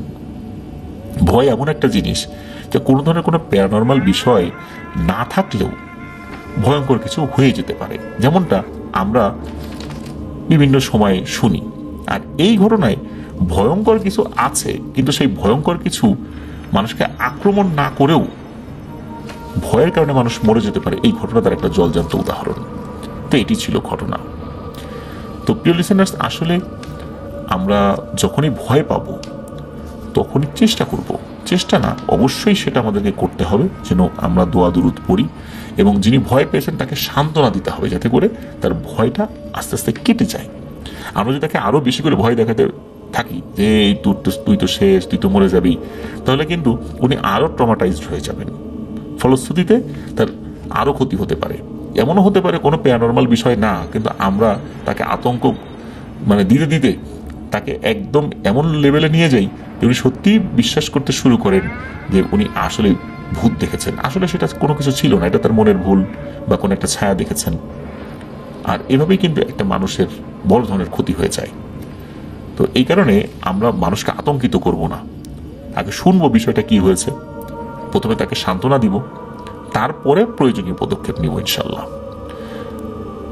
প্রিয় লিসেনার্স, চলুন আমরা চলে যাব আমাদের এবারের এপিসোডের পরবর্তী আরো একটি নতুন ঘটনায়। তো এবারের ঘটনাটি আমাদেরকে যিনি পাঠিয়েছেন তার নাম হচ্ছে আলামিন। ওনার বাড়ি টাঙ্গাইল জেলার ঘাটাইল উপজেলার দেউলাবাড়ি ইউনিয়নের দেউলাবাড়ি গ্রামে। আর যার ঘটনাটি মূলত আমরা বলতে যাচ্ছি তিনি এই আলামিন ভাইয়েরই ছোট মামা। তার বাড়ি হচ্ছে টাঙ্গাইল জেলার মধুপুর থানায়, যাকে বলা হয় আনারসের শহর বাংলাদেশের আর কি। তো যাই হোক, ঘটনাটি শুরু করি আমরা। তো ঘটনার রাত্রে হালকা হালকা বৃষ্টি ছিল, মাঝে মাঝে বিদ্যুৎ চমকাচ্ছিল। তো ওনার যে মামা, ওনারা বন্ধুরা মিলে সবাই আলোচনা করেন যে মাছ ধরার জন্য জঙ্গলে যাবেন। জঙ্গলের মাঝে একটা ঝিলের মতো রয়েছে, তো তার মধ্যে বৃষ্টির দিন মাছ আরো বেশি পাওয়া যাবে। তো বাড়ির আশেপাশে ছিল গজারি বন, মধুপুরে তো প্রায় 3/1 অংশ নিয়ে গজারি বন রয়েছে। তারপর বন্ধুদের সাথে পরামর্শ করে রাত 8টার দিকে সবাই মাছ ধরার জন্য যা যা প্রয়োজন তাই নিয়ে বেরিয়ে পড়েন। গজারি বনের মধ্য দিয়ে এই বাড়ি থেকে ওনাদের পৌঁছাতে প্রায় 40 মিনিটের মতো সময় লাগে। তো পৌঁছানোর পর সবাই মিলে বসে মাছ ধরার সামগ্রী রেডি করছিলেন। সবার যখন মাছ ধরার সামগ্রীগুলো রেডি, তখন মাছ ধরার জন্য একদম প্রস্তুত হয়ে গিয়েছেন আর কি। সবাই যার যার মতো মাছ ধরছে, সেই মামাও ধরছে। এভাবে 1-2টা মাছ পেয়েছেন আর কি। এরপর সবাই মিলে একটু বিশ্রামের জন্য একটু উঁচু জায়গায় বসেছেন। তো ওনারা আবার ধূমপান করতেন, যার কারণে সবসময় সিগারেট, গ্যাস লাইট সাথেই থাকতো। তো সিগারেট ধরিয়ে সবার সাথে হাসি তামাশা ওনারা করছিলেন। তো এর মধ্যে এই মামার হাতে থাকা সিগারেটটি শেষ হয়ে যায়। তখন উনি বলেন যে আমার একটু ওয়াশরুমে যাওয়ার দরকার, একটু জল বিয়োগ করতে হবে, তা আমি একটু সাইডে যাচ্ছি। তখন ওনার এক বন্ধু ছিল, তার নাম হলো খলিল। তো তিনি আবার বলেন যে যাস, একটু পরে যা, খুব বেশি চাপ না থাকলে। এই যে সামনের নালায় নাকি অনেক মাছ দেখে আসছে আমাদের একজন, চল তাড়াতাড়ি ওইদিকে যাই, পরে ওইদিকে গিয়ে জল বিয়োগ করিস। তখন উনি অন্য কিছু না ভেবেই এই খলিলের সাথে চলে আসেন। তো উনি তো খলিলের সাথে চলে আসছেন, তখন কিন্তু ওনার বাকি বন্ধুরা ওনাকে আর খলিলকে দেখেননি। উনি যখন ওই ওয়াশরুমে যাওয়ার জন্য কিছুটা এগিয়েছিল, তো ওখানে তো ওয়াশরুম নাই, মানে জল বিয়োগ করার জন্য কিছুটা এগিয়েছেন, তখন আর কি খলিল তাকে ডেকেছিল আর কি। তো এখন খলিলের সাথে উনি চলে যাচ্ছেন। এখন উনি তো আর কোনো কিছু, ওনার বন্ধুরা যে তাকে দেখছে না এটা আর উনি খেয়াল করেন নাই। হ্যাঁ, এদিকে উনি তো খলিলের সাথে পানির মধ্যে নামেন মাছ ধরার জন্য। ওরা কিন্তু মাছ ধরার জন্য টেটা নিয়ে গেছেন, তারপরে ঝাঁকি জাল নিয়ে গেছেন। হ্যাঁ, উনি দেখেন যে খলিল অনেক মাছ ধরছে, আর ওনার সামনে দিয়ে মাছ লাফালাফি করছে, কিন্তু কাছে এগোতে আর মাছ দেখা যাচ্ছে না। উনি যখন লাইটের আলো বন্ধ করেন তখন সামনে দিয়ে মাছ লাফালাফি, কিন্তু লাইট জ্বালানোর পর আর মাছ দেখতে পাওয়া যায় না। তো এটা কেমন কথা, মাছ দেখতে পাওয়া যাবে না কেন? তখন উনি ওই খলিলকে বলেন, বন্ধু তুমি না বললা যে এখানে অনেক মাছ আছে, এইটা বলে আমার নিয়ে আসলা। তখন খলিল বলে যে হ্যাঁ মাছ আছে তো, তুমি মাছ ধরো নাই কেন? তখন উনি বলেন যে কই, আমি তো একটা মাছও ধরতে পারতেছি না। তখন খলিল বলে, এই দেখো আমার খালইতে কতগুলো মাছ, আর তুমি বলতেছো মাছ নেই। না দূর মিয়া, তুমি মাছই ধরতে পারো না। তখন এই মামা আবার বলেন যে খলিল, আমি যখন লাইট জ্বালাই তখন মাছ দেখতে পাই না, আর মাছ থাকলে তো পানি নড়াচড়া করবে, তো লাইট জ্বালানোর পর তো পানি নড়াচড়াও না, আর মাছ যদি লাইটের আলো দেখে পালায় তো পানি নড়াচড়া কেন দেখি না? তখন উনি যখন এই বিষয়টা খলিলকে ভালো করে বুঝাইলেন, তখন মামা বললেন যে চলো আমরা চলে যাই, বাকি বন্ধুদের সাথে গিয়ে দেখা করি, আমরা দুইজন এখানে আসছি, ওরা ওইখানে বসে আছে। তখন সেই খলিল বলল, আরে যাবো তো, আর একটু সামনের দিকে আগাই, দেখি ওইদিকে ভালো কোনো মাছ পাওয়া যায় কিনা। তো এই কথায় সম্মতি দেন মামা, দুজনে মিলে সামনের দিকে আগাতে থাকেন। তখন স্বাভাবিকভাবে কিন্তু মাছ লাফালাফি করছে। এখন কিন্তু লাইট জ্বালানোর পর আর মাছ চলে যাচ্ছে না, যেটা একটু আগে চলে যাচ্ছিল কিন্তু এখন আর যাচ্ছে না। এটা আবার কেন, এর রহস্য এটা উনি বুঝতে পারেন না, যেহেতু এখন যাচ্ছে না। তো উনি চেষ্টা করছেন মাছ ধরার জন্য, কতক্ষণ মাছ ধরেন। এদিকে মাছ ধরতে ধরতে বুক পর্যন্ত পানিতে চলে গিয়েছেন, হাঁটু পানি থেকে। সেটা কিন্তু মামা বুঝতেই পারেননি। মাছ ধরার নেশায় খলিল যে তার সাথে আছে সেটাও ভুলে গেছেন, মানে উনি ওনার মতো করে মাছ ধরতে খলিলের সাথে উনি মানে আর নাই। তখন উনি বুঝতে পারেন যে খলিল তো নাই, আর আমিও বুক পর্যন্ত পানিতে চলে আসি। এদিকে খলিলকে উনি ডাকাডাকি শুরু করেন। উনি তো জোরে জোরে খলিলকে ডাকছেন, কিন্তু খলিলের কোনো সাড়া শব্দ পাওয়া যাচ্ছে না। তখন ওনার শরীরটা কিরকম যেন শিউরে ওঠে। উনি ডেকেই যাচ্ছেন। হঠাৎ করে ওনার মনের মধ্যে খুব ভয়ঙ্কর একটা অনুভূতি আসতে থাকে। কোনো ভয়ঙ্কর বিপদে পড়তে যাচ্ছেন না তো? উনি দ্রুত ডাঙার দিকে আসতে লাগলেন। উনি ওদিকে চলেও আসেন। ওনারা যেই জায়গার দিকে মূলত বসেছিলেন ওই দিকটাতে উনি হাঁটতে লাগেন। তো 20 মিনিট হাঁটার পরও উনি আর ওই জায়গা খুঁজে পাচ্ছেন না, অথচ 5 মিনিটও লাগবে না সেখানে যেতে। তখন ওনার বুঝতে বাকি রইল না যে ওনার সাথে কি ঘটতে চলেছে। এটা ভাবার সাথে সাথে হঠাৎ গরম একটা বাতাস ওনার শরীরে লাগে। আশেপাশের গাছগুলো নড়াচড়া শুরু করে দেয়। আস্তে আস্তে ঝড়ের মতো তাণ্ডব শুরু হয়ে যায়, অথচ দূরের গাছগুলো বেশ স্বাভাবিক ছিল, উনি বুঝতে পারছিলেন অন্ধকার থাকলেও। উনি দেরি না করে আল্লাহর নাম নিয়ে দিক বিদিক ছুটতে লাগলেন। কোন দিকে যাচ্ছেন উনি নিজেও জানেন না, কারণ সঠিক রাস্তা উনি খুঁজে পাচ্ছেন না। হঠাৎ পেছন থেকে ওনার নাম ধরে কেউ ডেকে উঠল। তবে এই কণ্ঠটা অপরিচিত কেউ না, এটা খলিলের কণ্ঠ। পেছন দিকে তাকিয়ে উনি দেখলেন যে আরে এ তো খলিল। উনি আবার বললেন যে খলিল, তুমি কোথায় চলে গেছিলা? তোমাকে অনেকক্ষণ ধরে ডাকাডাকি করলাম, আর তুমি কিভাবে জানলা যে আমি এখানে আছি? তখন খলিল একটা পৈশাচিক হাসি দিয়ে ওঠে, বলে ওঠে, ওরে আমি খলিল না, খলিলের রূপ নিয়ে তোকে আমি ডেকে আনছি।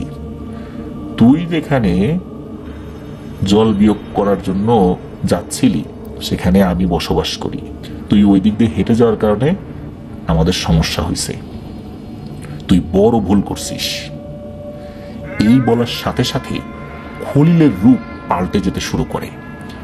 খলিলের রূপ পাল্টে 10 সেকেন্ডের মধ্যে ভয়ঙ্কর একটা দানবীয় রূপে আবির্ভূত হয় ওই অবয়বটা।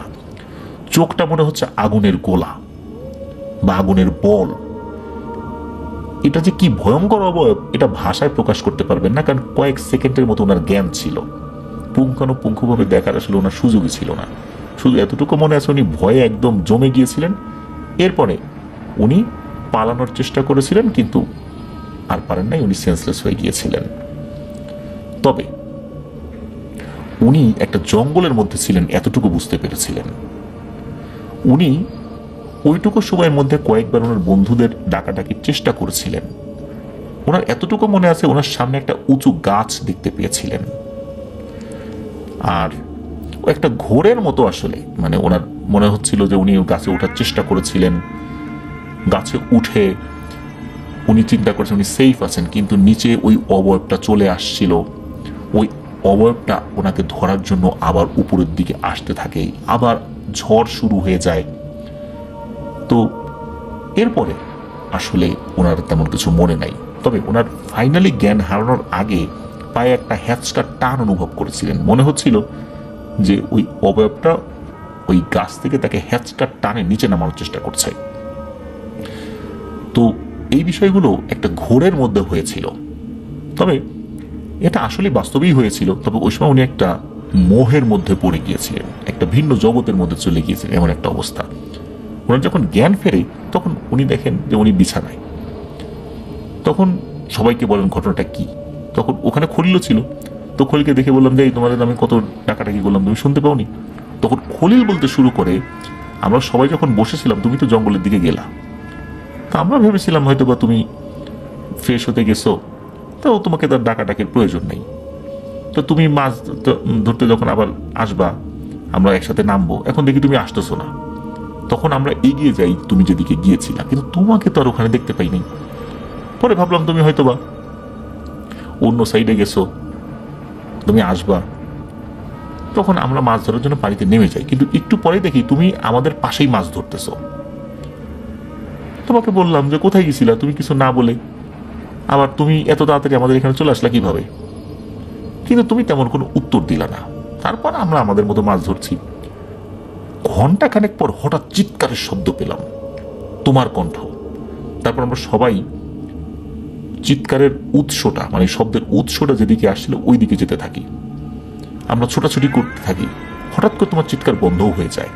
এরপর যে সমস্যাটা হয়, এই সমস্যা হওয়ার পর আমরা নিজেরাও দ্বিধাগ্রস্ত হয়ে পড়ি। আমরা এক একজন এক এক দিক থেকে তোমার চিৎকার শুনছিলাম। আমরা বুঝতে পারলাম আমাদেরকে কোনোভাবে একটা ট্র্যাপে ফেলানোর চেষ্টা করা হচ্ছে, ভয়ঙ্কর এক বিপদে পড়ে গেছি। কারণ এক একজন এক এক দিক থেকে কেন শুনবো? ফজরের আজানের আগ পর্যন্ত তোমাকে উদ্ধার করার কোনো উপায় ছিল না।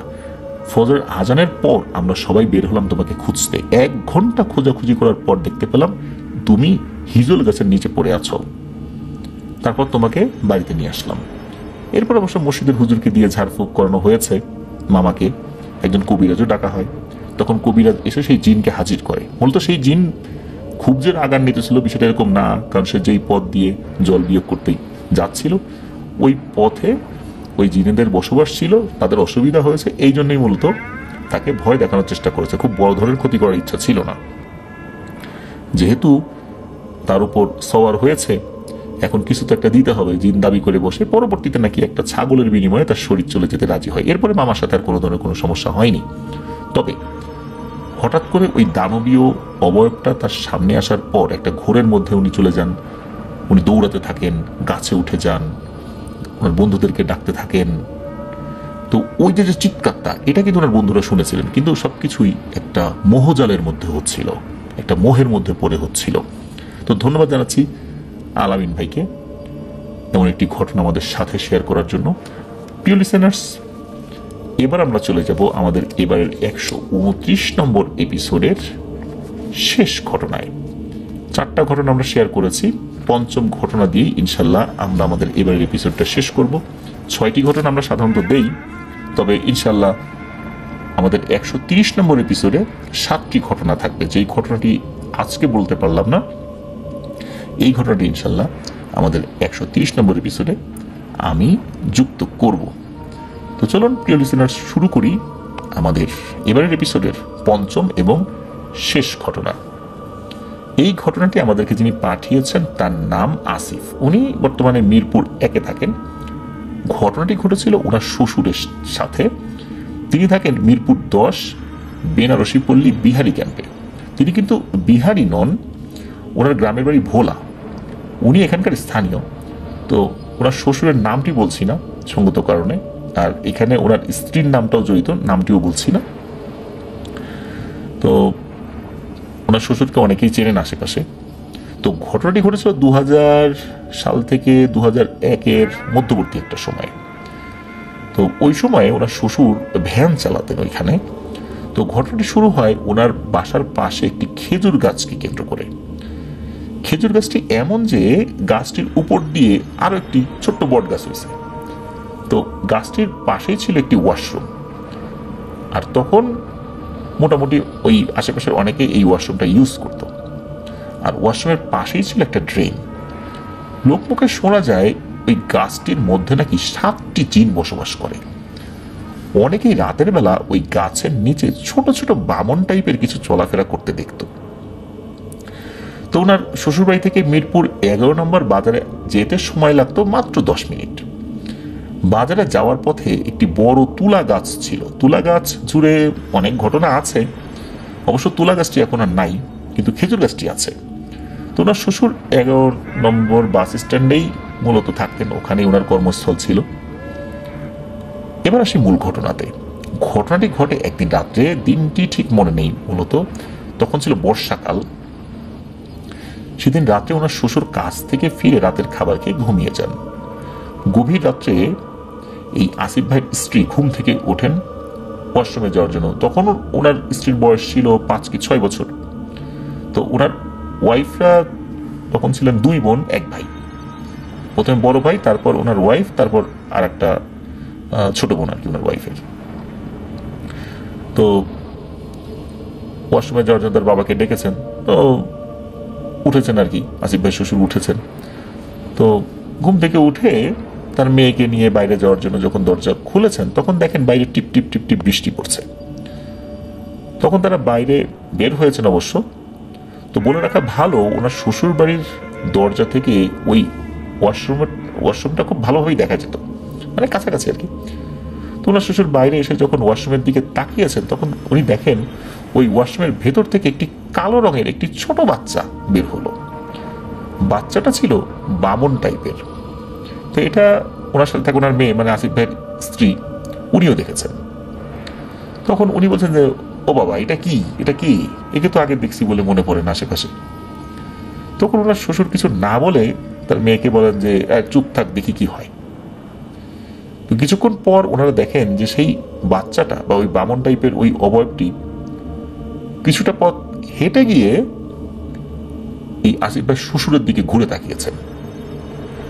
তখন ওনার শ্বশুর দেখেন যে এতক্ষণ তো অন্ধকার, চেহারা বোঝা যাচ্ছিল না, মনে হচ্ছিল যে হঠাৎ করে তার চেহারাটা দৃশ্যমান হয়েছে। আর দেখতে পেলেন যে ওই যে বামন অবয়বটা, ওটা কোনো মুখ নাই, মুখ নাই, চোখ নাই, নাক নাই, কিচ্ছু নাই, কানও নাই, মানে একদম সমান মসৃণ, একদম লেভেল। তবে চোখ ছিল কিন্তু মুখে না।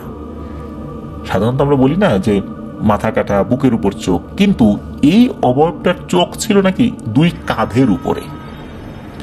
তো এটা দেখে আসিফ ভাই শ্বশুর তো চুপ হয়ে দাঁড়িয়ে আছেন, ওইদিকে তাকিয়ে আছেন, নজরও ফেরাতে পারছেন না, মানে নজর যে ফেরাবেন মনে হচ্ছে উনি ওখানে ফ্রিজ হয়ে গিয়েছেন। ওই অবয়বটাও মনে হলো হঠাৎ করে আসিফ ভাই শ্বশুরকে দেখে এবং আসিফ ভাই স্ত্রীকে দেখে সেও অবাক হয়েছে। সে কি করেছে, ঘুরে দৌড় দিয়ে আবার ওই ওয়াশরুমের ভিতরে ঢুকে গিয়েছে। ওই রাতে সাহস করে আর কেউ ওয়াশরুমে, ওনাদের ফ্যামিলির আর কেউ ওয়াশরুমে যান নাই আর কি। সকালবেলা ওনার শ্বশুর, মানে আসিফ ভাই শাশুড়িকে সব কথা বলেন আর কি। তো ওনার শাশুড়ি বলেন, মানে আসিফ ভাই শাশুড়ি বলেন যে উনিও নাকি একবার দেখেছিলেন এটা, কিন্তু উনি কাউকে কিছু বলেন নাই, বললে কেউ বিশ্বাস করবে না, এই জন্য আর কি। তো এবার আসি কয়েকদিন পরের ঘটনায়। কয়েকদিন পর আসিফ ভাই শ্বশুর কাছ থেকে ফিরতে বেশ দেরি হয়ে যায়। সেই দিনও টিপটিপ বৃষ্টি পড়ছিল। সময়টা রাত 12টা, 12:30 আনুমানিক এরকমই ছিল আর কি। তো বাসায় ফিরতে ফিরতে উনি একদম ভিজে গিয়েছেন। তো বাসায় ফিরে ওনার স্ত্রী মানে আসিফ ভাইয়ের শাশুড়িকে বলেছেন, ভাত বাড়ো তো, আমি গোসল করে আসি। এটা বলে তিনি সেই ওয়াশরুমটার কাছে গিয়ে দেখেন যে ওয়াশরুমের ভেতর কেউ আছে, থাকতেই পারে, কারণ ওই ওয়াশরুমটা কমন ওয়াশরুম ছিল তো অনেকেই ব্যবহার করতে আর কি। তো উনি যখন দেখলেন যে ওয়াশরুমের ভিতরে কেউ আছে, তো উনি ওই যে পাশে যে ড্রেন যেটার কথা বলেছি, ওয়াশরুমটার পাশে ড্রেন ছিল, ওই ড্রেনের পাশে জল বিয়োগ করার জন্য বসেছেন। তো বৃষ্টি আর অনেক রাত হওয়ার জন্য তো তখন আশেপাশে অনেকেই ঘুমিয়ে পড়েছিল আর কি। তো উনি যখন বসেছেন তখন দেখেন ওই ওয়াশরুম থেকে কেউ বের হয়ে ওনার পেছন দিকে আসছে, উনি পায়ের শব্দ শুনতে পাচ্ছেন। উনি যখনই ঘুরে তাকিয়েছেন, উনি কিছু বোঝার আগেই ওনার কোমরে মনে হলো 2 হাত দিয়ে ধরলো, ধরার পর মাথায় তুলে নিয়ে আছাড় মারা শুরু করলো। আসিফ ভাই শ্বশুর ছিলেন বেশ স্বাস্থ্যবান একজন লোক, খুব শক্তিশালী লোক ছিলেন, লম্বাও ছিলেন। ওনার মতো একটা লোককে উপরে উঠিয়ে নিয়ে আছাড় মারা কিন্তু সহজ কাজ না। উনি তো প্রচন্ড জোরে চিৎকার করে ওঠেন, ব্যথাও পেয়েছেন অনেক। এদিকে তখন আবার ওই পাশের ঘর থেকে হাজব্যান্ড ওয়াইফ ওনারা বের হয়ে আসছেন, হয়তো বা ওনাদের দুজনের কেউ একজন ওয়াশরুমে যাবেন, একজন সাথে আসার জন্য বের হয়েছেন। তো ওনারা দেখেন যে আসিফের শ্বশুরকে একবার কে যেন শূন্যে তুলে ফেলে, আবার ফেলে দেয় নিচে। কিন্তু কে শূন্যে তুলে ফেলছে এটা ওনারা দেখছেন না। ওরা তো বলছেন, কে রে ওখানে কে? তখন ওই অবয়বটি আসিফ ভাই শ্বশুরকে ছেড়ে দিয়ে নাকি ওই ওয়াশরুমের পাশে থাকা ওই খেজুর গাছটি বেয়ে উঠে মিলিয়ে যায়। এটা আসিফ ভাই শ্বশুর এটা দেখেছেন, কিন্তু ওই যে ওই দুইজন ওনারা কিন্তু এটা দেখেন নাই। এদিকে ওই যে দুজন বের হয়েছে ওনারা তো ডাকাডাকি শুরু করেছেন, তখন আরো লোক জড়ো হয়ে যায়। তখন অন্য লোকরা দ্রুত এই আসিফ ভাই শ্বশুরকে নিয়ে তার ঘরে দিয়ে আসে। আর এরপরে যা যা হয়েছে উনি সব কথা খুলে বলেন ওই সময় যারা উপস্থিত হয়েছেন। তো আল্লাহর অশেষ রহমতে ওনার শ্বশুর বেঁচে গিয়েছিলেন, ওনার কোনো জ্বর বা অসুস্থতা এরকম কোনো কিছু হয়নি। এর ঠিক 1 মাস পর একদিন রাতের বেলা কাজ থেকে উনি ফিরছিলেন, তখন উনি আসছিলেন হচ্ছে মিরপুর 11 নম্বর বাজার হয়ে। তো বাজার হয়ে আসতে হলে সেই তুলা গাছের সামনে দিয়ে আসতে হয়। তো উনি যখন ওই তুলা গাছের নিচে এসেছেন তখন তার কাঁধের উপর মনে হলো পানির মতো কিছু একটা পড়ে। তো উনি উপরের দিকে তাকিয়ে দেখেন কিছুই নাই। উনি 7-5 না ভেবে বাড়িতে চলেও আসেন। আসার পর খাবার দাবার শেষ করে শুয়ে পড়েছেন। পরদিন থেকে ওনার গায়ে অনেক জ্বর। এই জ্বর আর কিছুতেই নামে না। কত ডাক্তার দেখানো হলো কিন্তু কোনো লাভ হলো না। এই জ্বর বেশ কিছুদিন ছিল, তার শরীর ভয়ানকভাবে শুকিয়ে যেতে থাকে। পরে অনেক খোঁজাখুঁজির পরে আর কি কালা পানি নামক একটা জায়গায় এক ভালো মহিলা কবিরাজের সন্ধান পান। তাকে দেখানোর পরে বলেন যে আমাকে একটু সময় দেন, দেখি কি করা যায়। তারপর সেই মহিলা কবিরাজ বলেছিলেন যে এক ভয়ঙ্কর পিশাচের পাল্লায় পড়েছেন এই আসিফ ভাইয়ের শ্বশুর। তো মূলত ওই তুলা গাছের নিচ দিয়ে আসার সময় ওই পিশাচটা থুথু বা কোনো কিছু একটা নিক্ষেপ করেছিল আসিফ ভাই শ্বশুরের গায়ে।